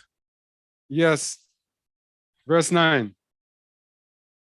Yet Michael the archangel, when contending with the devil, he disputed about the body of Moses, thus not bring against him a railing accusation, but said, Yahuwah rebuke thee. Yahuwah rebuke thee. No railing accusation from the great archangel. So what is it saying? We have to have the self-control and the presence of mind not to revile, despise government, and speak evil of dignities. Verse 10. But these speak evil of those things which they know not. But what they know naturally, as brute beasts, in those things they corrupt themselves. You see? These speak evil of things which they know not. They don't understand spiritual things. And why don't we understand spiritual things? Because we threw away the Torah. We threw away the law. You should not despise Elohim, and you must not curse the ruler of your people. So the Christians, they call them Christian, what do they call the Christians again? Conservatives. There's a religious Christian arm in the US that defends Republicans mainly. These people revile, because they have rejected the Torah. They don't understand spiritual things. But what they know naturally as brute beasts, in those things they corrupt themselves. So what they know naturally, we are choosing two rulers. One is better and one is the other. I don't like the other one. They corrupt themselves in that order. Ephesians 6, 5-9, the third witness now, the Apostle Shaul. Ephesians 6, 5-9.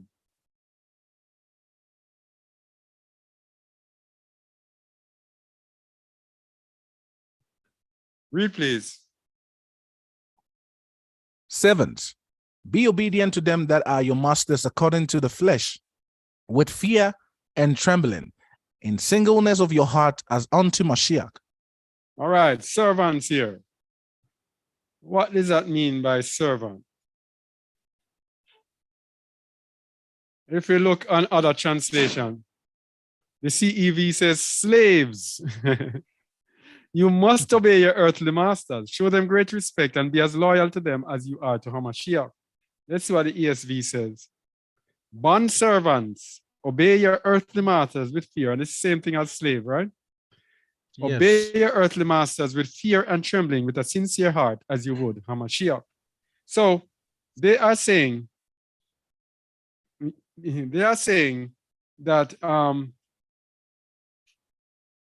these servants here kind of undermine what we are saying. It's speaking about slaves, those who are slaves, to be obedient to masters. And they are saying that the slave master put this in order to get the slaves to obey them. But if the slaves obey, now that we know the righteousness of slavery, if the slaves obey them, then the slaves are doing themselves a favor, because they are subjecting themselves to the master, which is a righteous thing before the Most High. Yes. Verse 6. Which we see even in Daniel's life as well. Verse 6. Yeah. Not with eye service as men pleasers, but as the servants of Mashiach, doing the will of Allah from the heart. All right. So what is we're going to see in the next verse? You're doing the will of Allah. It is like you are suffering under these people, but you're doing the will, serving the Most High, doing it as if you're doing it unto the Most High. Verse 7. With good will doing service, as to Yahuwah and not to men. Same thing. So parallel this now with the instructions for women to be in subjection. And women still rebelling. Still rebelling. Yes? They are to do it as not to man. I'm not subjecting myself to man for man's sake. But as to Yahuwah. So you subject yourself, each one of us subject ourselves to whatever we are going through as to Yahuwah. Because we have to bear it in our minds that everything that is happening unto us in this lifetime, it is according to the Most High. If we suffer to Yahuwah. As to Yahuwah, which means we do it cheerfully. All right. Verse 8. Knowing that whatsoever good thing any man doeth, the same shall he receive of Yahuwah, whether he be bond or free. Whatsoever good thing you do, you will receive it of Yahuwah. So if you are under some form of subjection and you do good in that subjection, you shall receive your reward from Yahuwah, whether you be a slave or whether you are free. Verse 9 to the masters. And ye, masters, do the same things unto them, forbearing, threatening, knowing that your master also is in Shamayim, neither is there respect of persons with him. All right. And we have Romans 13, 1-7. So many instances. I'll probably just leave some for you all to read them. Romans 13. 4 Romans 13, 1-7. That means when Yahuwah comes, man, there'll be no excuses, eh? You see how many places it is? Yeah. Jeez. Let's go again. This is the one that they have a problem with as well. Go again. Let every soul be subject unto the higher powers, for there is no power but of Alua. The powers that be are ordained of Alua. Hey. So if the Most High wants you to be under some severe oppression, if that is his judgment on this nation, they're going to have a severe leader. You still cannot revile the leader. The leader is wicked. Hey, that's his judgment. You cannot revile the wicked leader. Continue. Because the leader is ordained of Alua. You know, I can literally hear someone asking the question, but we'll address that question after we're done here. All right. Verse 2. Should I go to verse 2? Yeah. Whosoever therefore resisted the power, resisted the ordinance of Alua, and they that resist shall receive to themselves damnation. Oh boy. They that resist shall receive to themselves damnation for resisting the power that is ordained of the Most High. Yeah, for rebelling against the nation. And that is why the Most High gives the instruction. Flee out of the midst of Babylon. He did not say disrespect Babylon and the king of Babylon. He said flee. Yeah? Don't disrespect them. Flee from them. Continue. For rulers are not a terror to good works, but to the evil. Wilt thou then not be afraid of the power? Do that which is good, and thou shalt have praise of the same. So some people are saying the rulers here was speaking about rulers of like your assembly, etc. But we're gonna see. Yeah, sure. Yeah. Because they're saying the coming verse 4 says he's a minister of Alua. Continue. For he is a minister of Alua to thee for good. But if thou do that which is evil, be afraid, for he beareth not the sword in vain. For he is the minister of Alua, a revenger to execute wrath upon him that doeth evil. All right, so here's the point now. They are saying that the minister here, which is from the Greek word diakonos, which means someone who serve. So they are saying like diakonos now is speaking about someone in the assembly, but it is just a way of speaking. They minister, they are the ministers of Alua, means they do Yahuwah's will for good. Yes, like because when we come down, what are you saying? I'm saying like Nebuchadnezzar. Yes. My servant. Yes. Yes. Yeah. So verse 5 says, wherefore ye must needs be subject, not only for wrath, but also for conscience sake. All right. So now we have the proof. We're going to have the proof in the next verse as to the fact that it is not speaking about your assembly, but it's speaking about the government. Read, please. 6. For this cause pay ye tribute also, for they are Alua's ministers, attending continually upon this very thing. Do you pay tribute to church, to assembly, to... Do you pay tribute to assembly? No.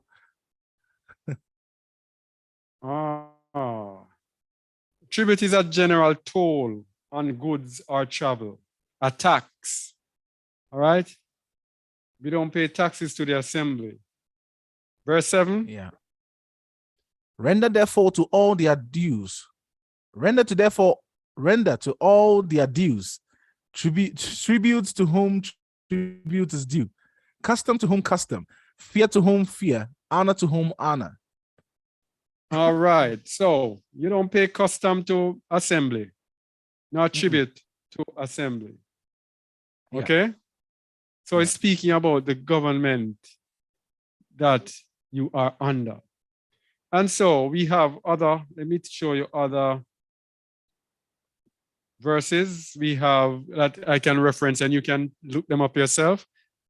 1 Timothy 6, 1-5. Titus 2, 9-15.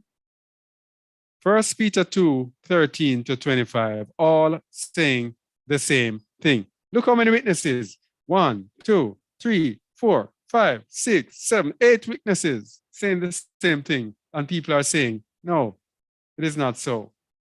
Yeah? So, the law regarding slavery or bond service. The law regarding the enslavement of Israelites and strangers. When you understand this law, then we get a greater understanding of what is to come. Leviticus, Vayikra 25, 39-49.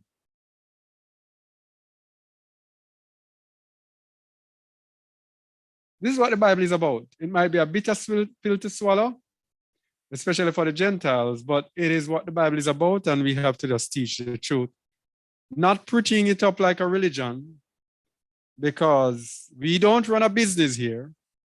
We are in the business of truth, and freely we receive, freely we give. All right? We are not here to let you hear what you want to hear, to feel good, so that you can enrich our pockets. We are just here to give, not seeking anything in return. So the truth can come out, because the truth is not dependent on getting anything in return, except that someone has heard the truth. Read, please. Leviticus 29, Vayikra 25, 39.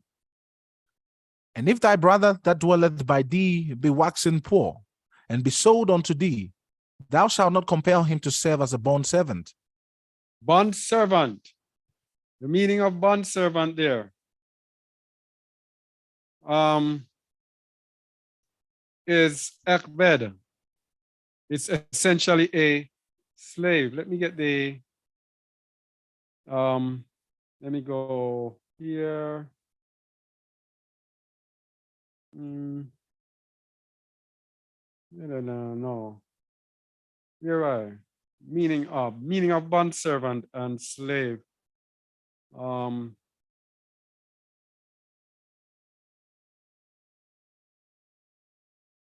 right. So you're seeing, yeah. Bondservant there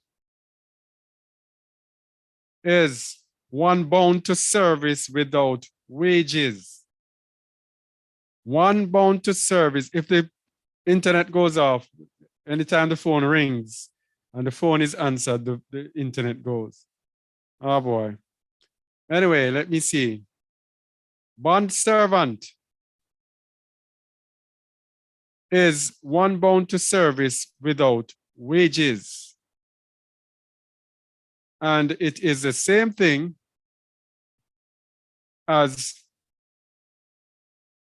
a slave. And the meaning of slave, am I still on? Yeah. Yes. The meaning of slave, The meaning of slave is a person held in forced servitude. And to work very hard for long hours or under difficult conditions. I don't know. Held in or forced into servitude. So you must not make your brother be a slave to you. Let me get this thing going. Yes, you must not let your brother, you must not compel your brother to serve as a slave, bond servant. Continue. But as an hired servant and as a sojourner, he shall be with thee and shall serve thee unto the year of Jubilee. All right, so now we have two different types of servants. We have the bond servant or the slave, and we have an hired servant. And their meanings are I have to be doing a whole lot of switching here. So meaning of servant in the Hebrew Old Testament. So we have ekbed, which is a servant, essentially a slave. Okay? Man servant, bondman, bondage. And then we have akir, which is the hired servant. And that is a man at wages by the day or year, hired, hireling. So we have the one who is a slave, and we have the one who works and gets his wages. So let's continue with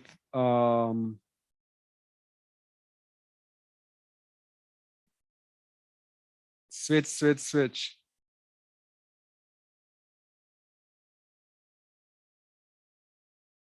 All right, verse 41. So your brother, you cannot compel him to be a slave, but you can let him work for hire. That's what it's saying. Verse 41. And then shall he depart from thee, both he and his children with him, and shall return unto his own family, and unto the possession of his fathers shall he return. Continue. For they are my servants, which I brought forth out of the land of Mitzrayim. They shall not be sold as bondmen. They shall not be sold as bondmen. So you Israelites must not sell your brothers as bondmen. But if they transgress, I will sell them as bondmen. So, you know what this is similar to, Shamuel? In terms of the last part, vengeance is mine, saith Yahuwah. Is it that one? Yes, that is one of it. But it's also in the vein of hating our enemies. Abhorring. So Yahuwah, okay. It says Yahuwah hates Esau. And I hated Esau. And we are taking up the prerogative and say, okay, the Most High hates Esau, so I hate him. You see what I'm saying? Yeah. We are not to take up, there are certain things that are his prerogative. His prerogative is to sold us as slaves, as bondmen. He is saying that you must not sell them as bondmen. So though I hated Esau, and though I hate sinners and workers of iniquity, you are not to hate them. I did not instruct you or command you to hate them. Same thing. And bro, another good thought, just to cement that. Now, remember who sanctioned the Asherah to go into slavery? It was Yahuwah, isn't it? Yes. Yeah. Now, despite Yahuwah sanctioning Yasharah to slavery, I mean, whoever takes Yasharah into slavery seems like he's doing the right thing, isn't it? But for some reason, the Most High is still going to chastise whoever took Yasharah into slavery. That's it. That's it. So if we hate, we are going to have to pay the consequences for us hating, because he did not instruct us to. The people who brought us into slavery, the reason they are going to be punished is because there are laws, humane laws for slavery that are written in the law. And they don't pay attention to it. They do whatever they feel is right. They just take the liberty now and say, hey, I have them where I want them, and just do cruel things unto them. Which is exactly what the Gentiles also did. And our people are repeating the exact same mistakes, because when Israel fell, what happens? The Gentiles took it as an advantageous, and they took the whole thing out of. Now that our people also are discovering who they are and realize, okay, the word is now about them and this is what is going to unfold. Now they are also doing what? They have also become extremists. Also now taking this into an extreme sport. And guess what the Most High is going to do in the end? All those people are going to be flushed out because you want to play his role as the creator who is all knowing and is all wise. That's it. All right. 43. Thou shalt not rule over him with rigor, but shall fear thy Alua. Fear thy Alua, because they are in his hand. Now verse 44. Both thy bondmen and thy bondmaids, which thou shalt have, shall be of the heathen that are round about you, and of them shall ye buy bondmen and bondmaids. All right. Both thy bondmen and thy bondmaids which thou shalt have shall be of the heathen that are round about you. Of them shall ye buy bondmen and bondmaids. So the Israelites are being told, the slaves that you have must be from the heathen. You must not take your children to be slaves. So whomever is slave among you will be strangers. Simple. Strangers. Yeah. All right. 45. Now that is going to put things really into perspective for all of us. When Yahusha says you must love your enemies, you see that? And how are you going to be able to do that if you haven't denied yourself, as we learned last week, and we're hearing a recap of it? Because everything that is being shared now, it boils that down, that there cannot be hate amongst you. It's impossible. All right. Verse 44. Verse 45, sorry. Moreover, of the children of the strangers that do sojourn among you, of them shall ye buy, and of their families that are with you, which they begat in your land, and they shall be your possession. So this is a principle. This is why we say slavery is righteous. Because everything is going to turn around. They had their time, and you, Yasharal, are going to have your time.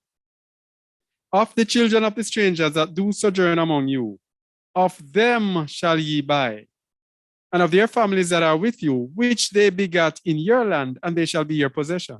So those who come and are among the children of Yasharal, they shall be the possession of the children of Yasharal. So it is what it is. And it is unpleasant to the modern man, which is why it is hardly spoken about, but it is what shall be. As it says in Ecclesiastes, that which is done is that which shall be done. And there's nothing new. That which hath been done is that which shall be done, and there is nothing new under the sun. Shall happen again. Verse 46. Verse 46. And ye shall take them as an inheritance for your children after you, to inherit them for a possession. They shall be your bondmen forever. But over your brethren, the children of Yasharal, ye shall not rule one over another with rigor. With rigor. So they shall take them as an inheritance for your children after you. Forever. They shall be your slaves. Forever. But over your brethren, it shall not be so. So that is why the strangers are shown in the scripture, predicted to be slaves and servants in the kingdom of Shamayim. All right? All right, so speaking of slavery, we are all slaves of something, and we look at that. Genesis 16, verse 23, we read it before. Know ye not that to whom ye yield yourselves servant to obey, his servants ye are to whom ye obey, whether of sin unto death or of obedience unto righteousness. And we looked at the Greek doulos, which means a slave, figuratively, involuntarily, or voluntarily. Wow.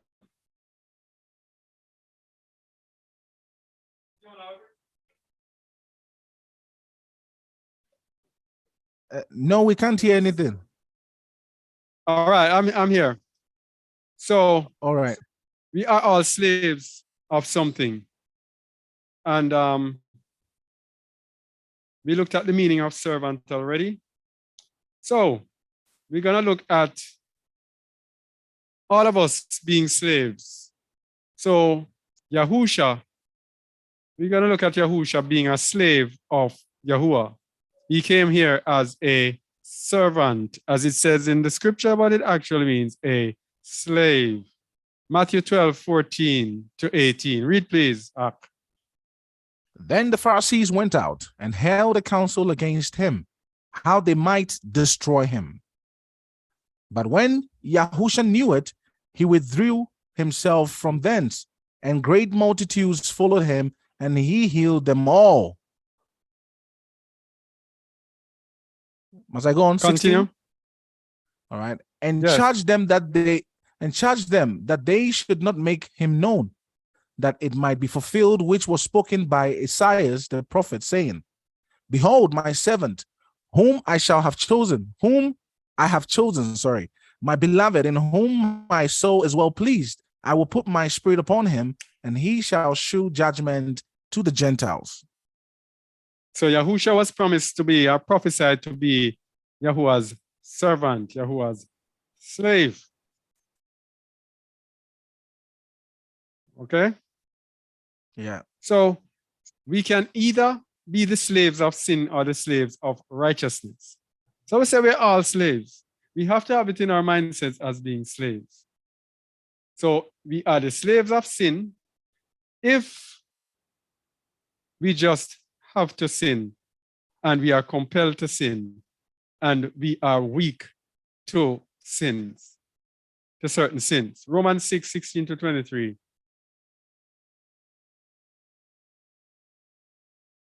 Romans 6.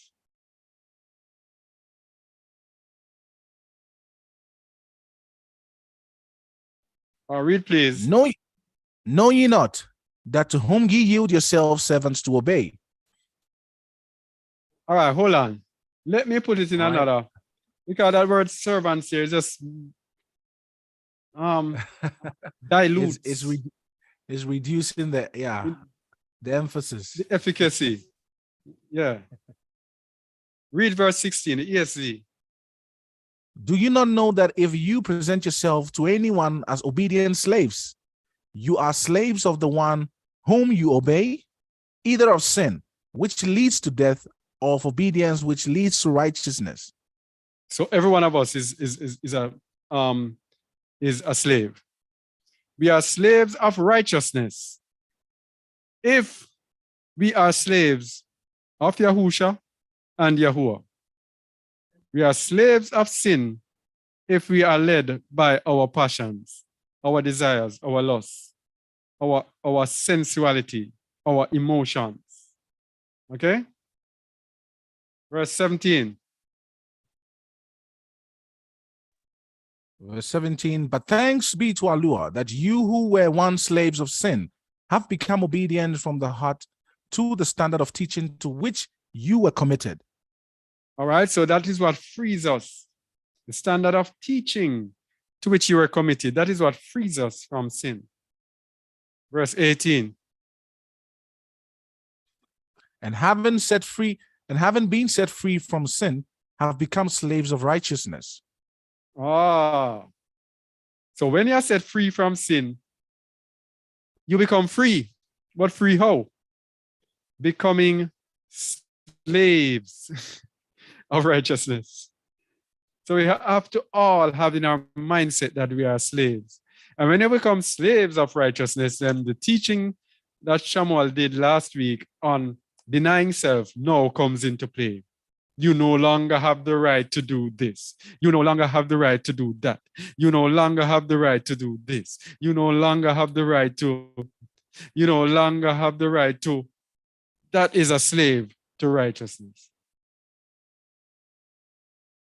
Continue in verse 19.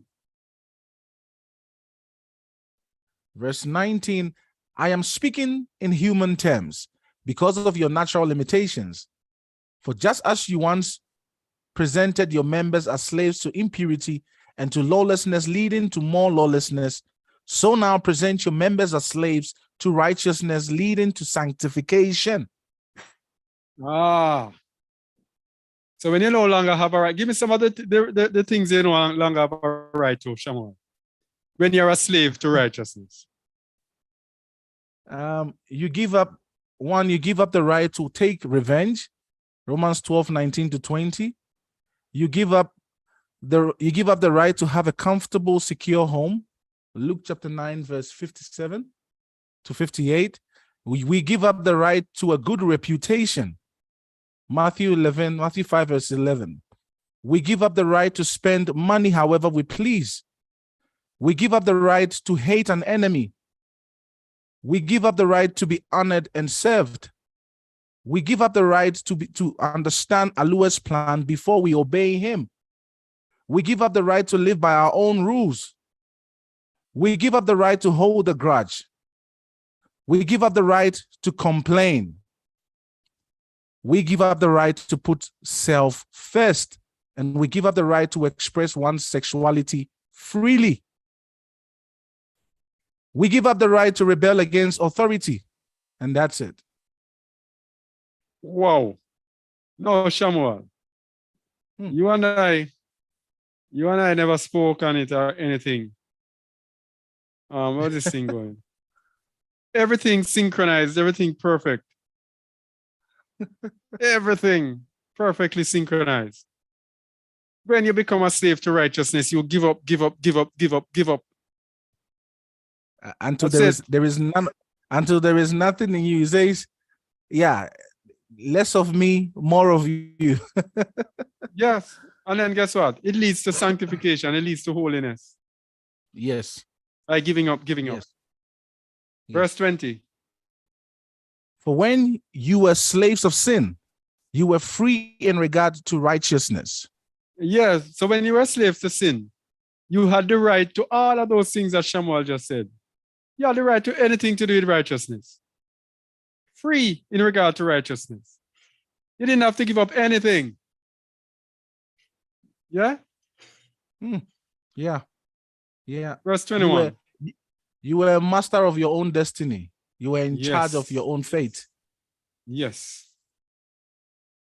Verse 21.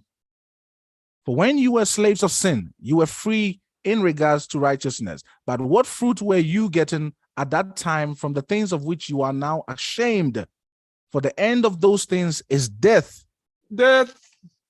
Yes.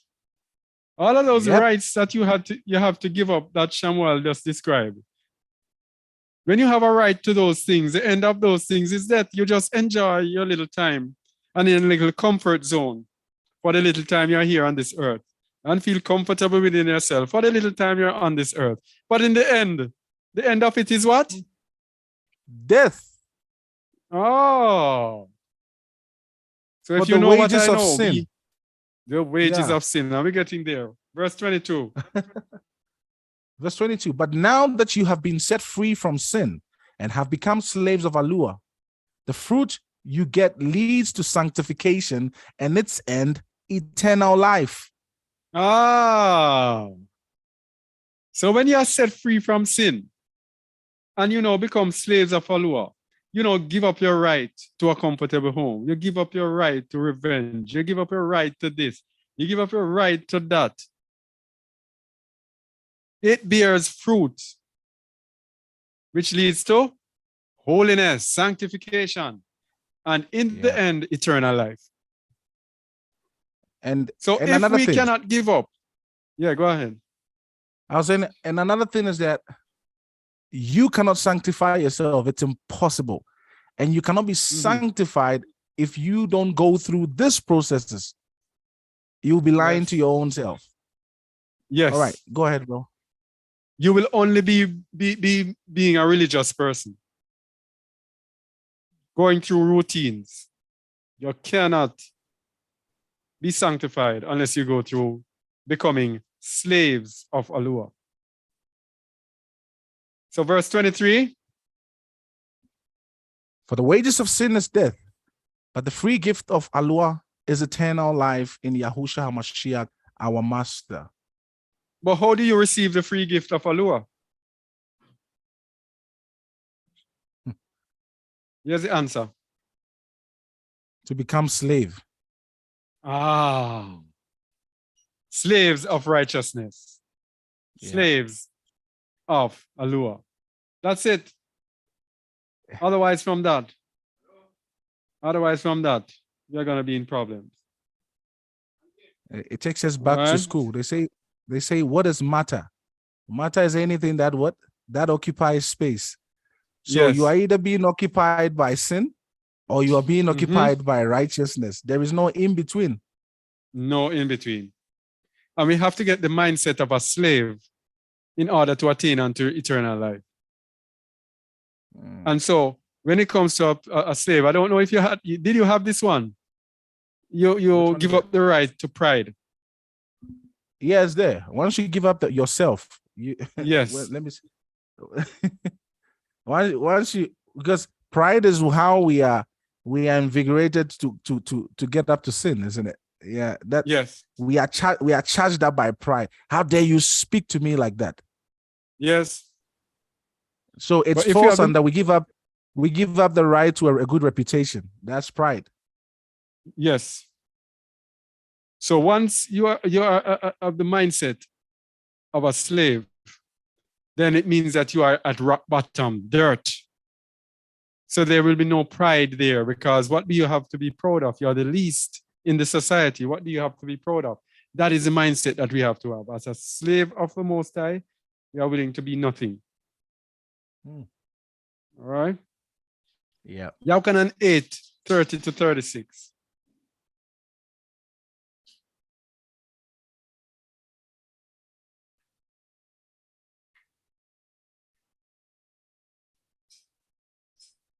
Go ahead, please. As he was saying these things, many believed in him. Continue. So Yahusha said to the Yahudims who had believed him, if you abide in my word, you are truly my disciples, and you will know the truth, and the truth would set you free. They answered him, we are offspring of Abraham and have never been enslaved to anyone. How is it that you say you will become free? Yahusha answered them, truly, truly, I say to you, everyone who practices sin is a slave to sin. The slave does not remain in the house forever, but the son remains forever. All right. Everyone who practices sin is a slave to sin. Of course, practices sin there. Those who work iniquity, who keep repeating sin. All right. And we know what sin is. The slave does not remain in the house forever. Transgression of the law. Yeah. All right. All right. So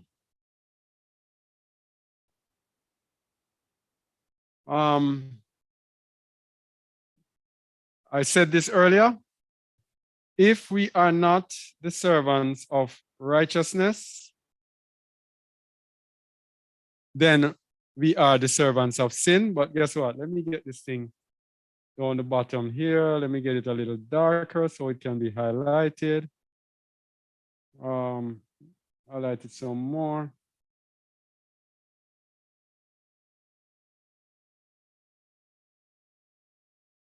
About that.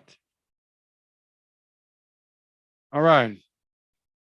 So we did this before, 2 Corinthians 4:3. And we explained it before, but we have to say it again. If we are servants of sin, then the prince of error will be in charge of us. Any at all, if we are servants of sin. That is why it's a no-no. A lot of religious people, a lot of people say they are believers and they are still servants of sin, still slaves of sin, because sin still has a charge over us. If we have any sin that has any charge over us, we have to get rid of it. As Hamashiach said, it is better to enter into life maimed, all right, than to enter into destruction. I'm paraphrasing. We have to get rid of whatever sin is there, because as long as there is a sin that is there, the prince of error has charge over us. Satan becomes our master. And when he is our master, he dictates what we see. He blinds our eyes at his will. He takes us captive at his will and uses us whenever he wants to use us. So when a situation comes up and he wants someone to use and he sees you, say, okay, I'm going to use John Brown for that situation. John Brown says he's a believer, but John Brown is overcome by some sin. The prince of error blinds John Brown's eyes so much. John Brown is brought into error, not realizing that he is in error, justifying himself. Oh, I'm a believer. I know. I'm in the right. I'm not doing anything wrong. His eyes are blinded because he has sinned and he's brought into error. So that is why the end of being slave to sin is damnation, is destruction. Yes, is death. But when you're a slave to righteousness, it is eternal life, because when you're a slave to righteousness, you become a slave to truth. When you're a slave to truth, the prince of error has no charge, no mastery over you. He cannot lead you and cannot blind your eyes. Okay? So, we are slaves of the Most High. And we've said it, but we have to understand it and have it in our face. We are all slaves. As I said before, we are all slaves to something. And the sooner we get that in our minds, the better it will be for us. Now, let me get this thing. The camera looks a little bright, doesn't it? Let me just see if I can take down the brightness. I'll give it a little contrast. Go ahead, please. We are slaves of the Most High. Genesis 26:24. And Yahuwah appeared unto him the same night and said, I am the Elohim of Abraham, thy father. Fear not, for I am with thee, and will bless thee, and multiply thy seed for my servant Abraham's sake. All right, for my servant, my slave, Abraham's sake. This was taken from KJV. Let's see how it read in the ESV. Genesis 26:24. Let's see how they handle it.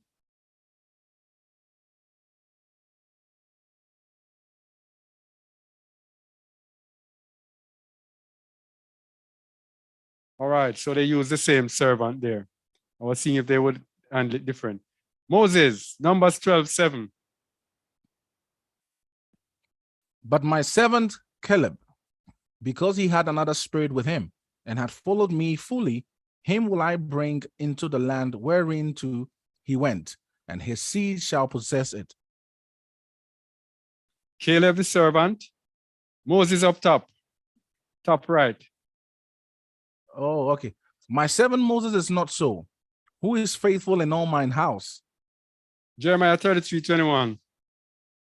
Then may also my covenant be broken with David my servant, that he should not have a son to reign upon his throne, and with the Levites the priests my ministers. All right, so all servants. So Yahusha lived as a servant instead of as the son of Alua. Philippians 2:5-11. And we know, he that saith he abideth in him ought himself to walk, so to walk even as he walked. So we must, being in the mindset of Hamashiach, we have to walk as he walked, and he walked as a servant.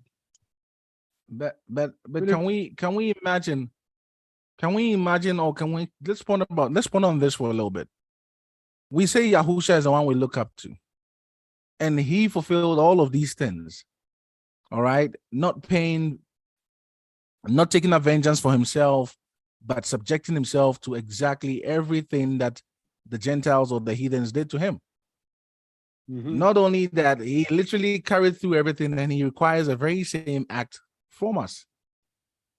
So this is where we know for sure, if Mashiach was a slave, then who are we to separate ourselves and say, no, I'm not willing to subject myself to what Yahuwah tells me to do? Then you are none of his. Yes. Yes. All right, from verse 5. Have this mind among yourselves, which is yours in Yahushua HaMashiach, who, though he was in the form of Allure, did not count equality with Allure a thing to be grasped, but emptied himself by taking the form of a servant, being born in the likeness of man, and being found being born in the likeness of men. Though he was in the form here means in the likeness, the image of Allure. Though he was in the image of Allure, he did not walk as someone who was like Yahuwah, but he brought himself down, emptied himself by taking the form of a servant. And the servant here is the Greek word doulos, which means a slave. We go to the KJV.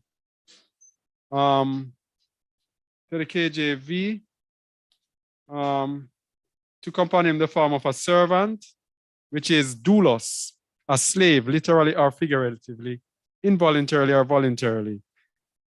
Frequently, therefore, in a qualified sense of subjection and subserviency, bondman, bond servant. So he made himself the form of in the likeness of men, in the form of a servant, and was made in the likeness of men. Continue.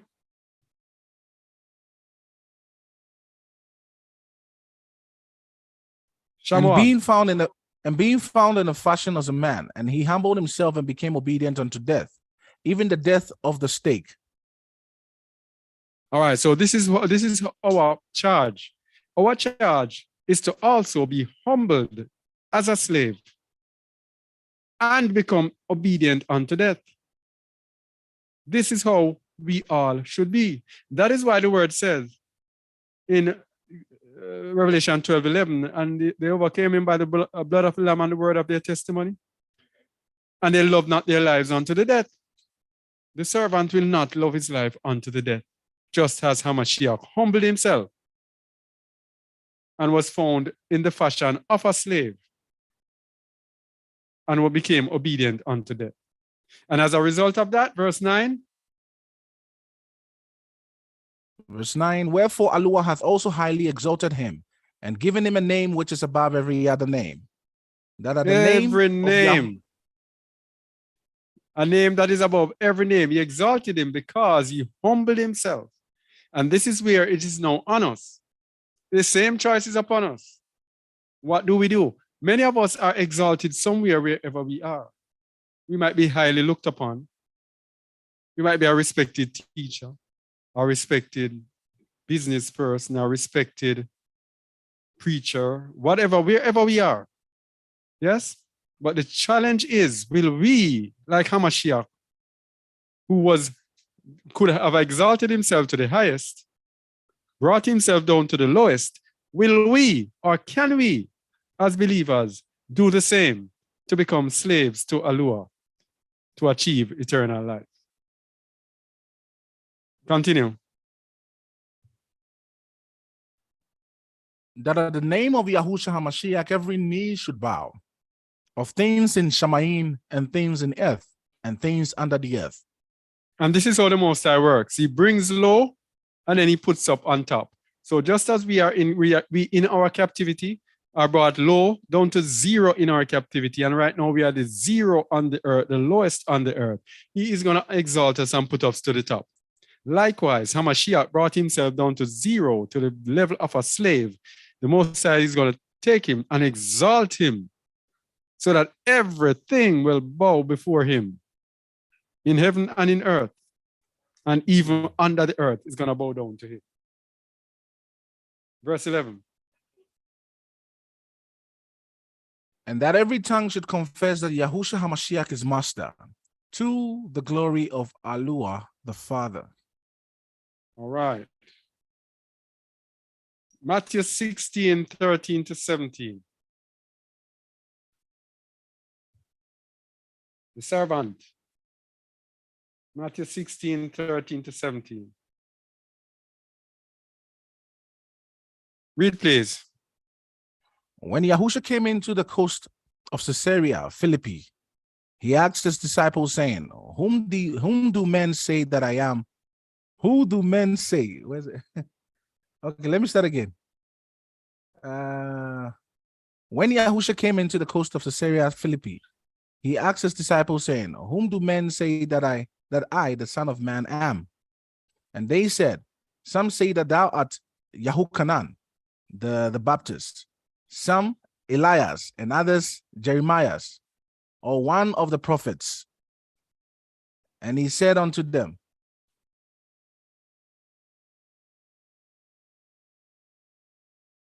But whom say ye that I am?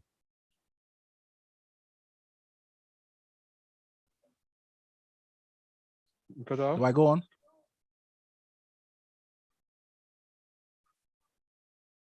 Yeah, go on, go Should on. I go on? All right. To what verse so that I can read it also? So 5 to 11. Okay, let's go. Hold on. Let me see. 17. 13 to 17. Oh, 20. Let me And see. 20 as well. Yeah. Yeah, 20.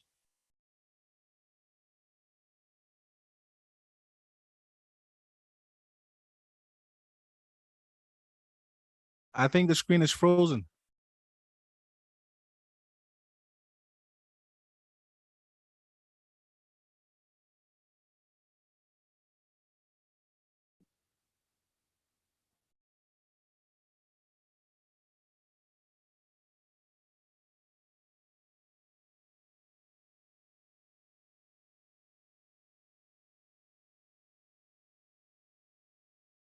Am I also frozen? Can anyone hear me? Yeah, I can hear you. I can hear you. All right. Okay. So I'm not alone. Okay. All right. What?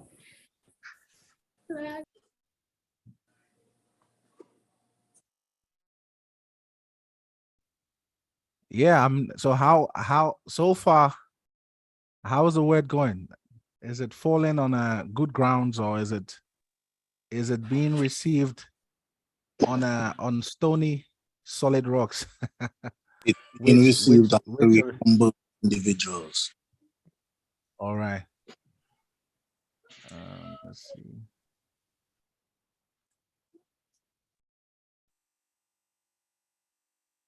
Okay. You muted.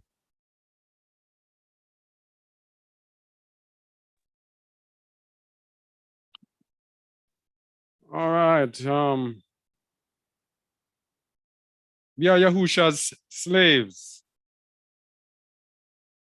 That's where we are. Could you read, please? All right. What was it with Yahukanan, right? Yeah, 12:26. John 12:26. It says, If any man serve me, let him follow me, and where I am, there shall also my servant be. If any man serve me, him will my Father honor. Where I am, there also shall my servant be. So we are his servants. All right. And that servant there is diakonos, which means someone who serves like an attendant. That is generally a waiter at a table or other menial duties. And of course, you have to put in their Christian thing in there.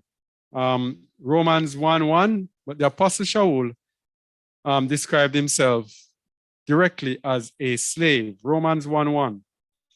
Can you see it? Romans chapter 1, verse 1. Paul, a servant of Yahushua HaMashiach, called an apostle. All right. Paul, a servant of Yahushua HaMashiach, called to be an apostle, separated unto the gospel of Alua, which he had promised afore by his prophets. Okay. All right. Shaul, a slave of Yahushua HaMashiach. That's what it's saying. 2 Corinthians 4-5, for we preach not ourselves, but Hamashiach Yahusha the Master, and ourselves, your slaves for Yahusha's sake. Again here, Shaul is calling himself a slave, but this time he says he's a slave for his brothers and sisters who he is leading. So we all have to have the mindset of a slave. That is how we go into eternal life. This is the level. The Most High started out by teaching us about pride, teaching us about love, and he's bringing us down. You notice? He's bringing us down further and further, step by step. He's bringing us down to the rock bottom. And now he's telling us we have to have the mindset of slaves to each other. The leader here, Hamashiach said, he is the greatest among you, must be servant, must be the slave of the others. Shaul is calling himself a slave for the Corinthians. Wow. Anyway, and that servant that is used in Romans 1:1 and 2 Corinthians 5 is actually the Greek word doulos, which of course means slaves. Right? So we are to be the slaves of Yahusha, the slaves of Yahuwah. We are to be the slaves of each other, but we are not to be the slaves of men. Now, this is funny. So we cannot despise authorities and dominions, but we cannot become their slaves. We cannot become the slaves of unrighteousness. 1 Corinthians 7:21. Read, please. 1 Corinthians 7, verse 21. Art thou called being a servant? I don't like using these. Let me use the ESV. Yeah. It is to 1 Corinthians 7:21. All right. Where is it?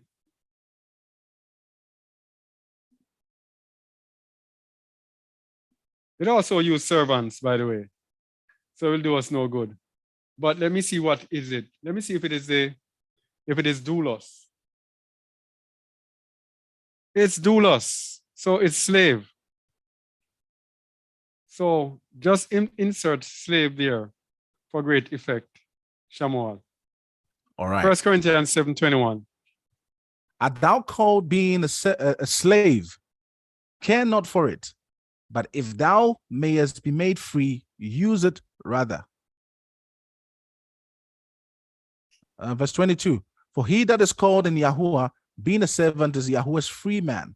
Likewise, Being a also slave. he that is Being a slave. Yes, being a my bad.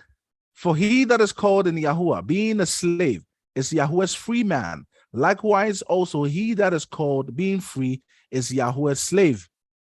All right, so Yahuwah's slave is whether you're called as a slave or free, then you belong to Yahuwah. And if you are a slave, then you are free in Yahuwah. If you are free, then you become the servant of Yahuwah. Yes? Verse 23. Ye are bought with a price. Be not ye the slaves of men. You see that? So it sounds really conflicting. Shaul has a way of speaking. It's sounding contradictory, doesn't it? So he's telling you, do not be the slaves of men.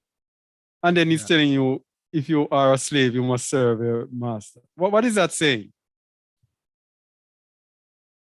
What is that saying, Shaul? Shamuel. I've taken the Shaul mantle now. Hey. Ye are bought with a price. Be not ye the servants, the slaves of men. When men, I can Yeah, go ahead. When men are leading you, men are going to lead you according to their own ways, their traditions, their own heart. Okay? You have to be led by the word. You have to be led by Yahuwah or Yahusha. So when, for example, men are leading you, they're leading you in religion, for example. You become slaves of men. You become slave of that religion. And that is why, for example, in Christianity, they cannot hear or see the truth. They just repeat the things that men have given them. They become the slaves of men. If men are leading you into righteousness away from the word, you are the slaves of men. But you have to free yourself to men to become a slave unto Yahuwah and unto Yahusha, in which way now you are going to be walking in righteousness and after righteousness. All right?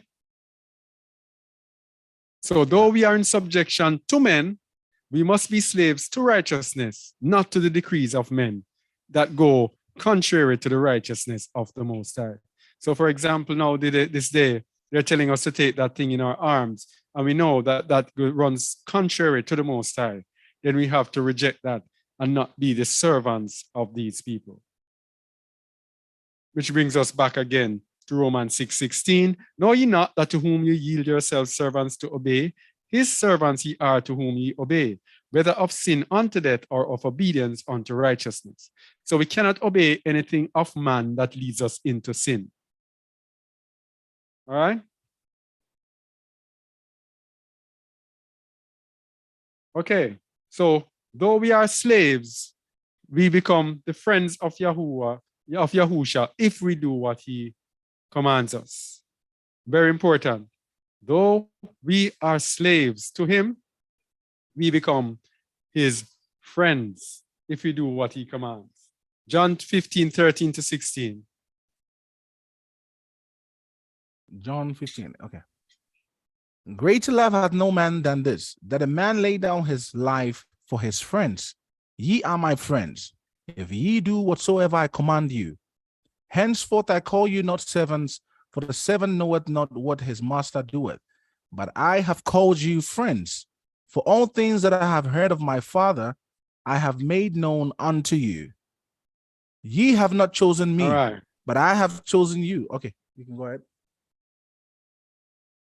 All right, so this servant here is doulos again. Henceforth I call you not slaves, for the slave knoweth not what his master doeth. But I have called you friends, for all things that I've heard of my Father I have made known unto you. You have not chosen me, but I have chosen you and ordained you that you should bring forth fruit, and that your fruit should remain. Whatsoever you shall ask of the Father in my name, he may give it to you. So this is the reward of being a servant or a slave of Yahushua HaMashiach. We become his friends. And whatsoever we ask of the Father in his name, he will give it unto us, and we will bring forth much fruit. Okay?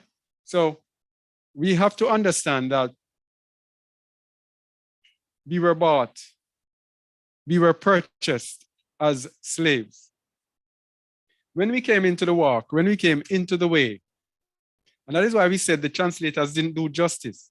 They made us not understand what happened. We were bought as slaves. We were purchased by the blood of Hamashiach. And when we were purchased by Hamashiach, we lose the right to everything, as Shamuel has told us before. We lose all our rights because now we have been purchased, because we have been under the bondage of sin. And Hamashiach has purchased us from sin. When he purchases us from sin, we now become slaves to righteousness. And when you become slaves to righteousness, you lose all your rights. The rights that Shamuel just told to us. So we were purchased as slaves. 1 Corinthians 6:19-20. What? Know ye not that your body is a temple of the Ruach HaKadosh, which is in you, which ye have of Alua, and ye are not your own, for ye are bought with a price. Therefore glorify Alua in your body, and in your spirit, which are Alua's. So you're not your own. You don't belong to yourself. You're a slave. This is what it's telling us. Your body is a temple, but your body was bought with a price. 1 Corinthians 7:23. Ye are bought with a price. Be not ye the servants of men, the So you're slaves of bought with men. Yes, so you are bought with a price. No, you no longer become the slave of men. You no longer belong to yourself. You no longer make decisions based on what you like or what you want. Every decision that you make must be based on what is the will of Allah. Now, how were we purchased? 1 Peter 1, verse 18. Read, please, to 19. For as much as ye know that ye were not redeemed with corruptible things, as silver and gold, from your vain conversation received by tradition from your fathers, but with precious blood of Hamashiach, as of a lamb without blemish and without spot.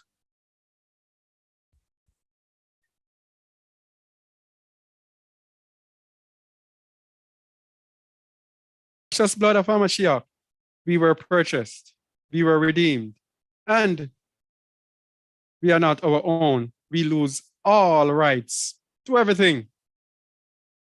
All rights to everything, except we have privileges. Privilege for those bought with a price. Those who are bought with a price. Those who are bought with a price, or who were bought with a price back in the Torah.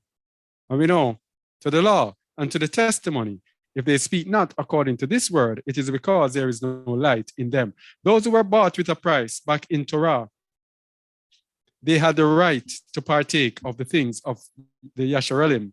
But those who were not, who were hired servants, did not have the rights. And we're going to look into that. Shemoth 12:43-45. Read, please. And remember, servants here is slave. Exodus 12:43-45.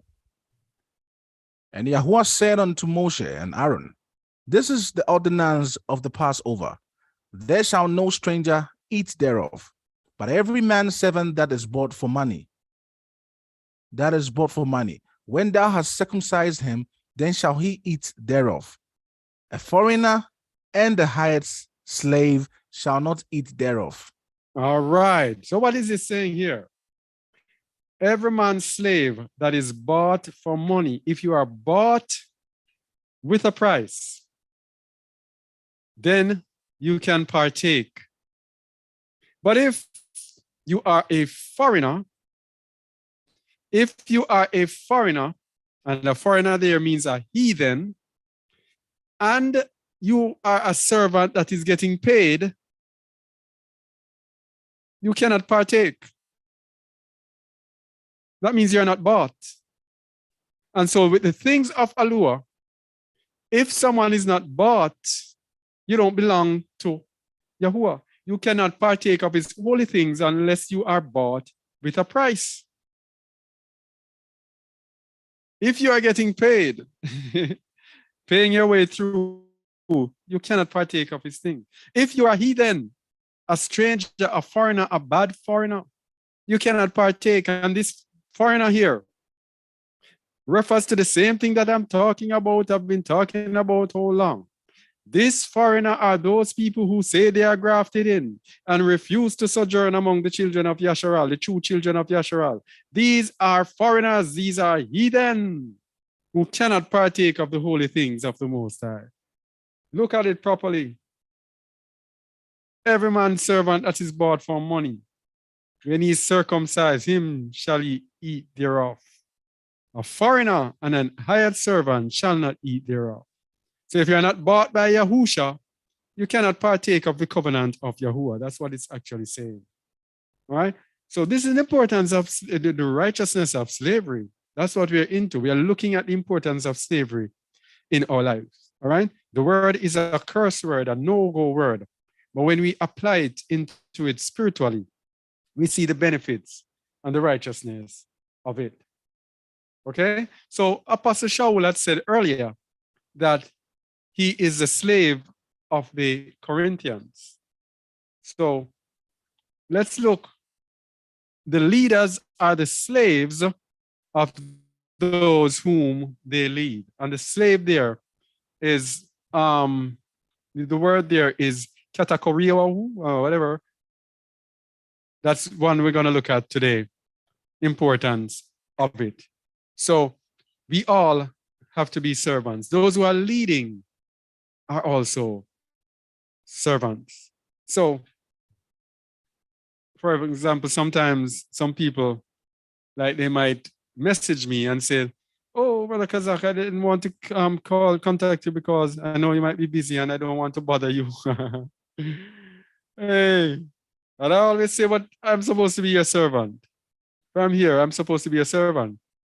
I'm supposed to put myself second and put you first."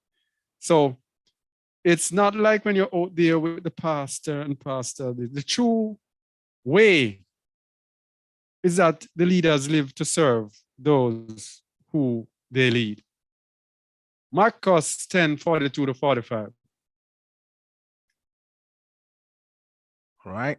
But Yahusha called them to him and saith unto them, ye know that they which are accounted to rule over the Gentiles exercise master or lordship over them, and their great ones exercise authority upon them. But so All shall right. it not be. All right. So let's look at the word katakoriu.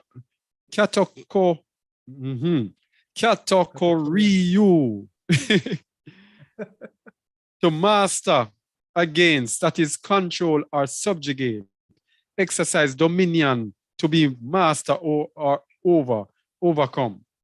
So what it's saying, that the Gentiles master over their people, exercise donship, exercise dominion over their people. And who gave us Christianity but the Gentiles? And so Christianity has come in the order of the Gentiles, where the preachers or the pastors exercise lordship, dominion, power, authority over the flock.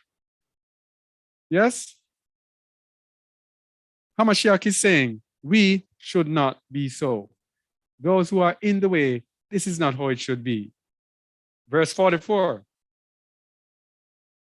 But whoso shall it not be among you, but so shall it not be among you, sorry. But whosoever will be great among you shall be your minister. All right. Go on? Yeah. Continue to 44. And whosoever of you will be the chiefest shall be servant of all. For Shall even be the slave Son of of Man all. shall be Shall be slave of all. Yes. For even the Son of... In verse 44, the word servant here is from the Greek doulos, of course, which means slave. So those who are greatest shall be your minister. They should tend to. They should be the deacons, tend to the rest of the flock. And so whoever shall be the chiefest shall be the slave of all. This is how it is. So we who are called to lead, we are called to serve the flock. And to serve the flock how? To serve the flock, to feed the flock, and to go the extra mile in whichever way we can in order to serve the flock, to feed them the master's food. All right? 45. For even the Son of Man came not to be ministered unto, but to minister and to give his life a ransom for many. All right. So Hamashiach came the same, to tend to the flock, and to even go to the point to give his life for the flock. All right. And emphasizing even more, those who are led must be servants of those who lead. So it's a whole slave to slave to slave, because we just showed that the leaders must be slaves of those who they lead, but those who are led now must be the slaves of those who lead. Everyone is a slave in this thing. So that's how the Most High made it. That's how the Most High made it. Everyone is a slave. Why? Because the human nature is, whenever we are empowered, we cannot be in righteousness. Why? Because lust of the eye, pride of life, and lust of the flesh is going to be over us, demanding that spoiled brat in them be satisfied. So if we have the mindset of a slave to always be serving someone, always to subjugate ourselves to someone, then that spoiled brat will not get satisfaction. As Shamuel said, you lose the right to this, you lose the right to that. If we accept in our minds that we don't have the right to be satisfied in most ways, then guess what? That spoiled brat will have to go, and go to the background and, take himself out of the way. And then righteousness can have its way. So it's everybody in subjection. And so that's why when we talk about women in subjection, it's another thing, women in subjection as well. Everybody in subjection to someone. And when we are like that, everyone is down. And the Most High will just lift us up. Because he only lifts up the humble and those who are lowly, not those who are exalted. All right? Hebrews 13, 7 and 17. Read, please. Remember them which have the rule over you, who have spoken unto you the word of Alua, whose faith follow, considering the end of their conversation. 17. Obey them that have the rule over you, and submit yourselves, for they watch over your souls, as they that must give account, that they may do it with joy, and not with grief, for that is unprofitable for you. Everyone becomes a servant of someone. Oh, where am I? Everyone. Yeah. Everyone becomes a servant of someone. Everyone subjugates themselves to someone. Everyone submitting. Also, the Apostle Shaul had summed it up in a verse. He said, every man submit one to the other. Okay? So, the whole reason for that, everyone subjugating each other, servants must bear fruits, slaves must bear fruits to enter into the kingdom. Matthew 25, 14 to 30. This is a parable. We must bear fruits, and the only way we can bear fruits is if we are, 14 to 30. The only way we can bear fruits is if we are under subjection. 25, 14. Let's go to ESV. No.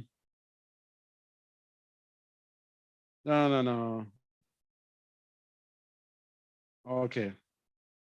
Hold up, please. Let me get this thing on. All right, go ahead. All right, coming. Matthew 25, verse 14. For it will be like a man going on a journey, who called his servants and entrusted to them his property. To one he gave 5 talents, to another 2, to another 1, to each according to his ability. Then he went away. He who had received the 5 talents went at once and traded with them, and he made 5 talents more. You can scroll down again. Also, he who had the 2 talents made 2 talents more. But he who had received the 1 talent went and dug in the ground and hid his master's money. Now, after a long time, the master of those slaves came and settled accounts with him. And he who had received the 5 talents came forward, bringing 5 talents more, saying, Master, you delivered to me 5 talents. Here, I have made 5 talents more.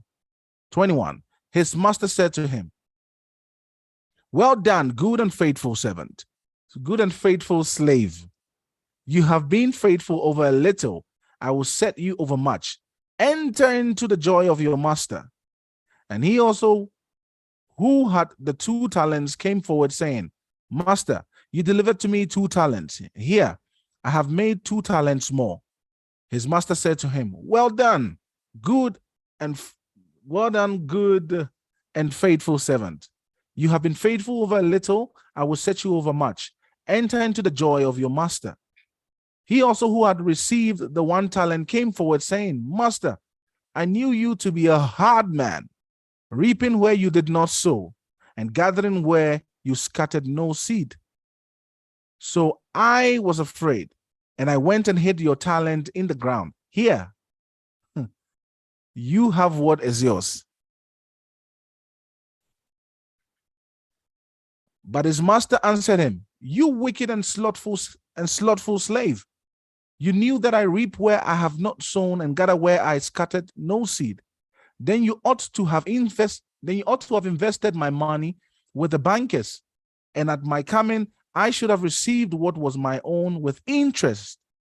So take the talent from him and give it to him who has the 10 talents. For to everyone who has will more be given, and he will have an abundance. But from the one who has not, even what he has will be taken away. And cast the worthless slave into the utter darkness. In that place there will be weeping and gnashing of the teeth. Weeping and gnashing of teeth, because the servant, the slave, did not make use of what he had been given. So as servants, we have to avail ourselves and make ourselves profitable in whatever calling that we have, whatever our calling, whatever our gift we have to make sure of it. And so we can only undertake it if we have the mind of a servant. And so the heart of a servant will enable us to bear fruit.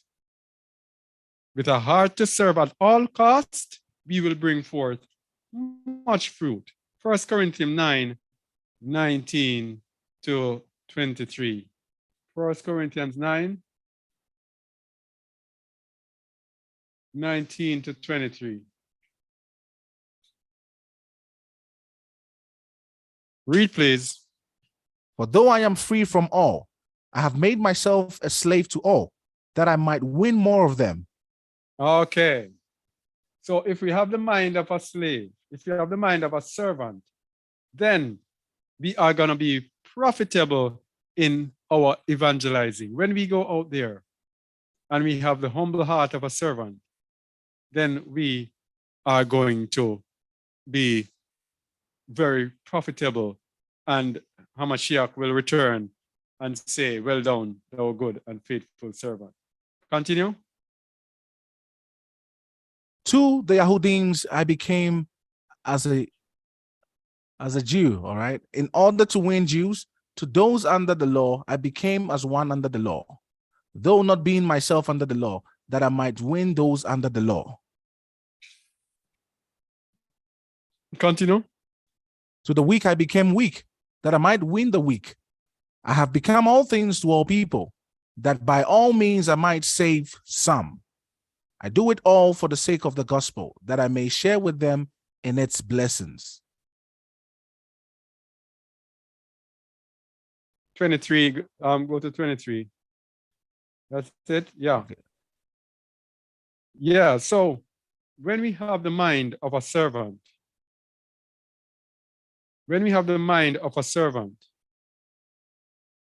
to all, that is when we will be profitable, all right? So the righteousness of slavery. Many people, we have vilified slavery, as we said before. Slavery is a bad word because it reminds Edom of what they have done. So they hypocritically still have us in their economic Babylonian slavery while shunning the word slave and slavery. But the Bible is about slavery. Sorry to say, it's about slavery. It's about the unrighteous going into slavery and the righteous ruling the unrighteous in slavery. So the righteous will be free, the unrighteous in slavery. It's about us being slaves to the Most High, being slaves to his Son. It's about us being slaves to one another, being slaves to our leaders. It's about the leaders being slaves to those who they serve. It is all of us being in some form of subjection, subjugation to one another.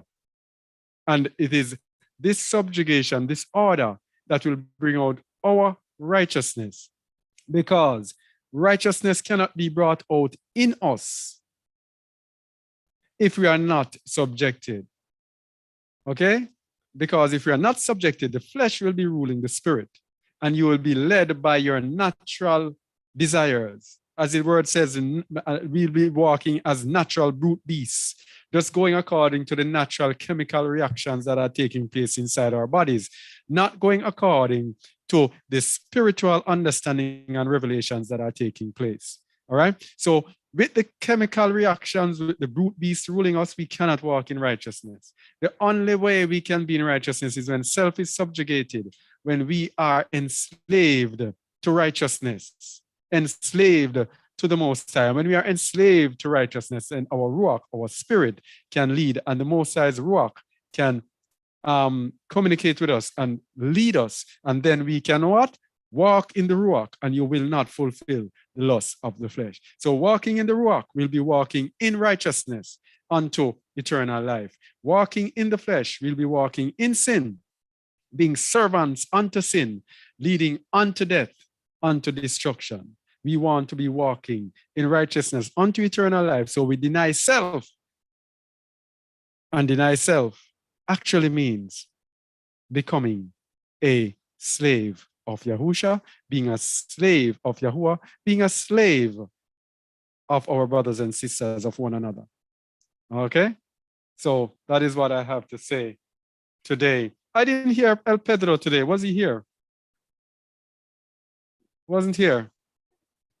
He was at some point. Okay, all right. All right, Shamuel, so could you give you a summary of what was said here today? All right.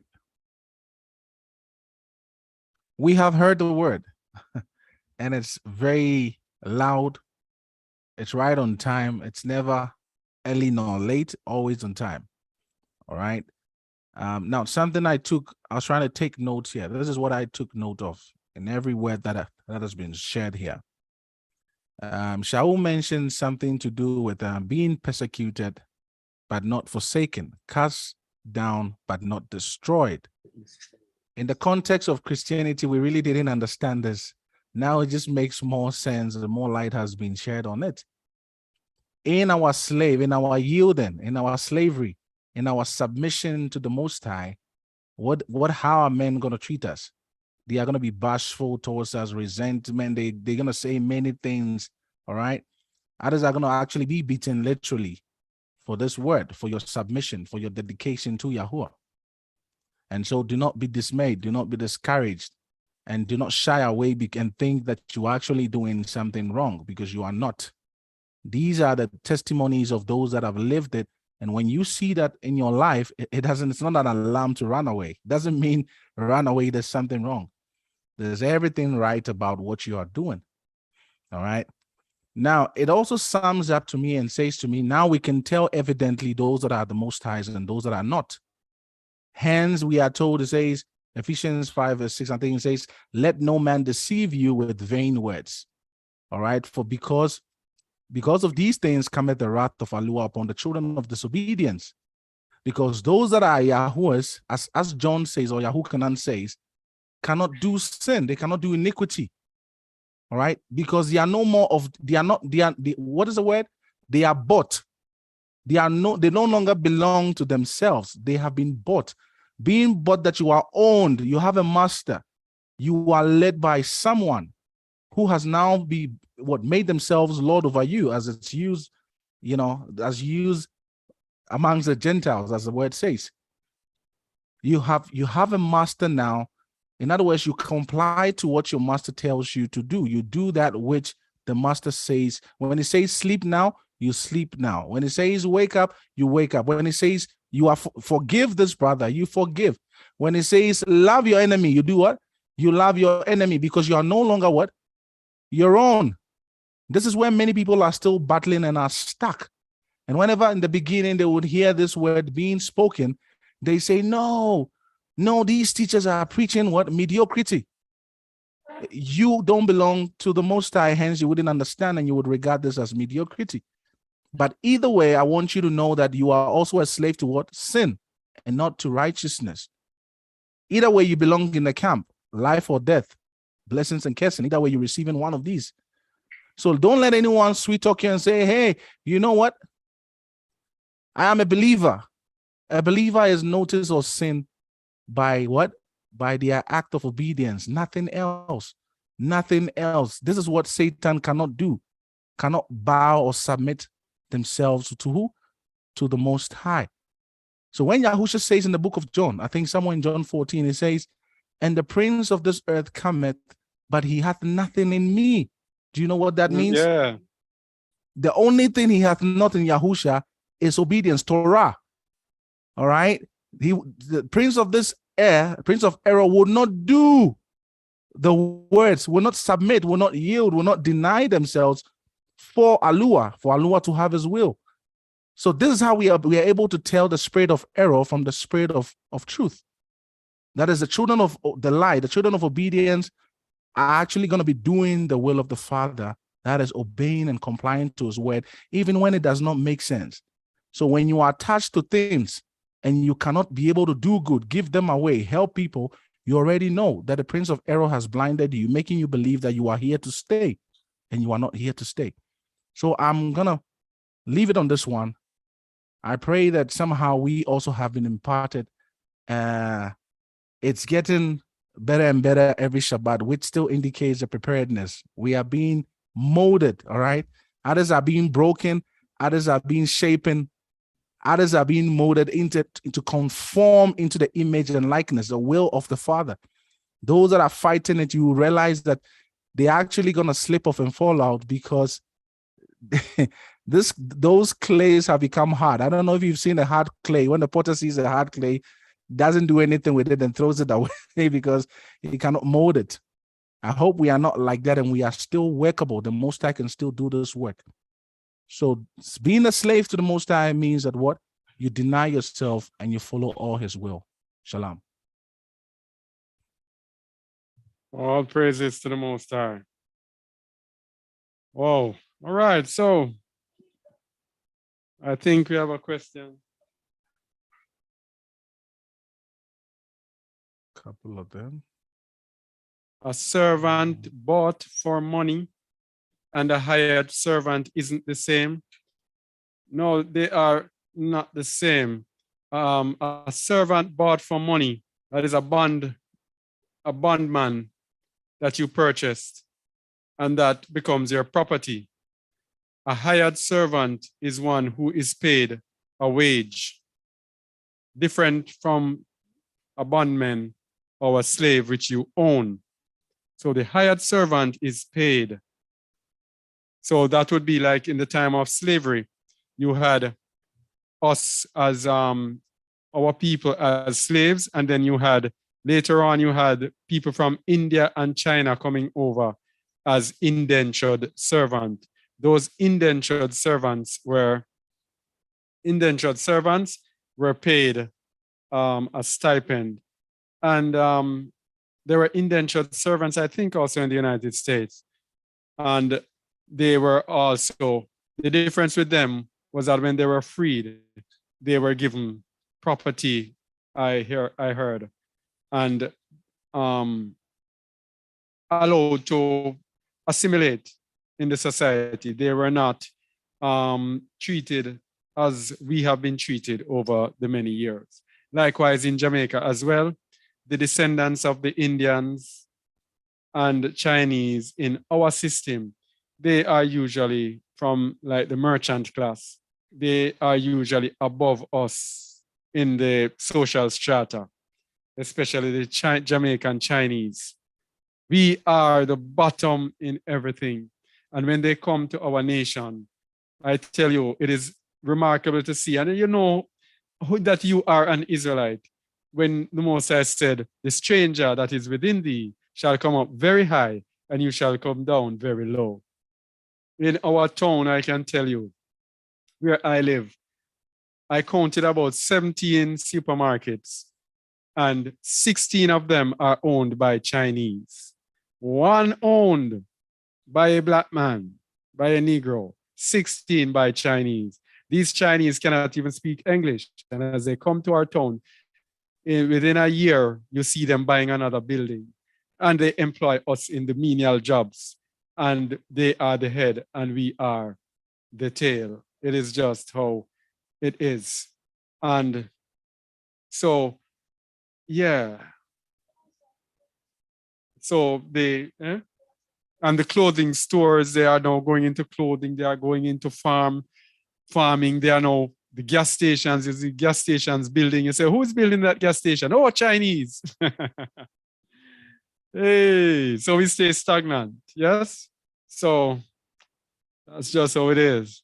But the Most High is righteous in all things, and we will soon be the head, and they will be the tail. So we just have to make ourselves servants unto righteousness until the time comes. All right. Oh, is there any other questions? All right. So no other questions. So I want to give thanks again and thank Shamuel here for paying attention this time. Not many distractions. Yeah. All right. So.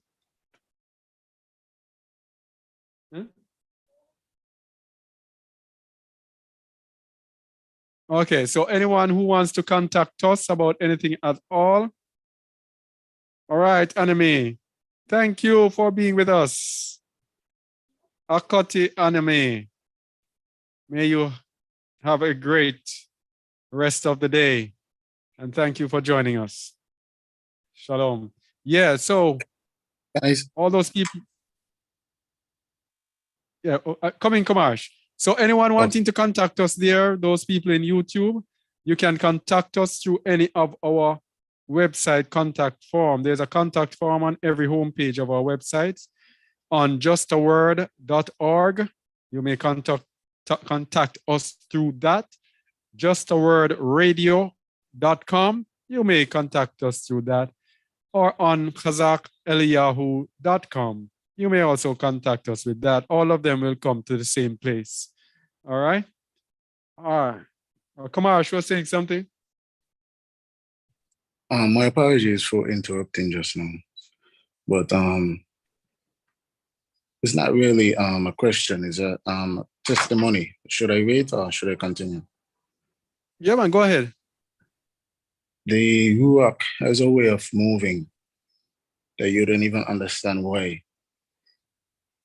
At my job, my supervisor, well, not my supervisor, my boss, he is in charge of the station that where I work.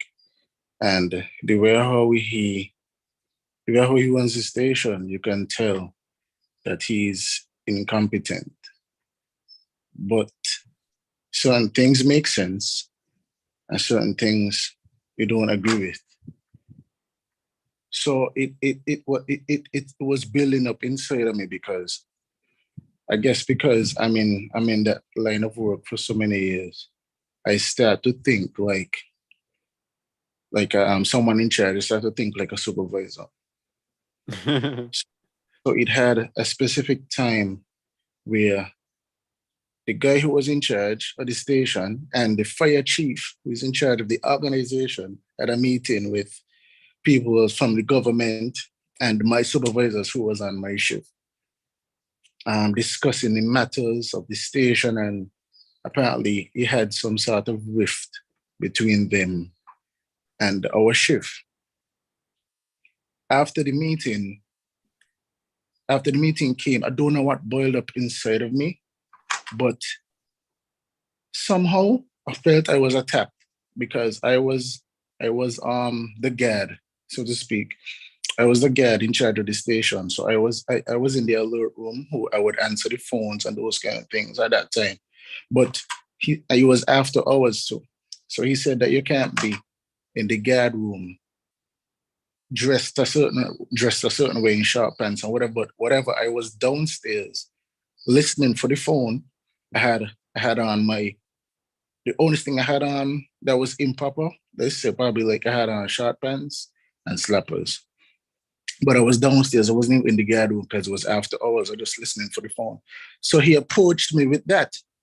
And I was like, come on, why approach me with something like that? So I got real angry. And I tell him off, so to speak. I tell him off and I tell him, you're not in charge of me. Yah is in charge of me.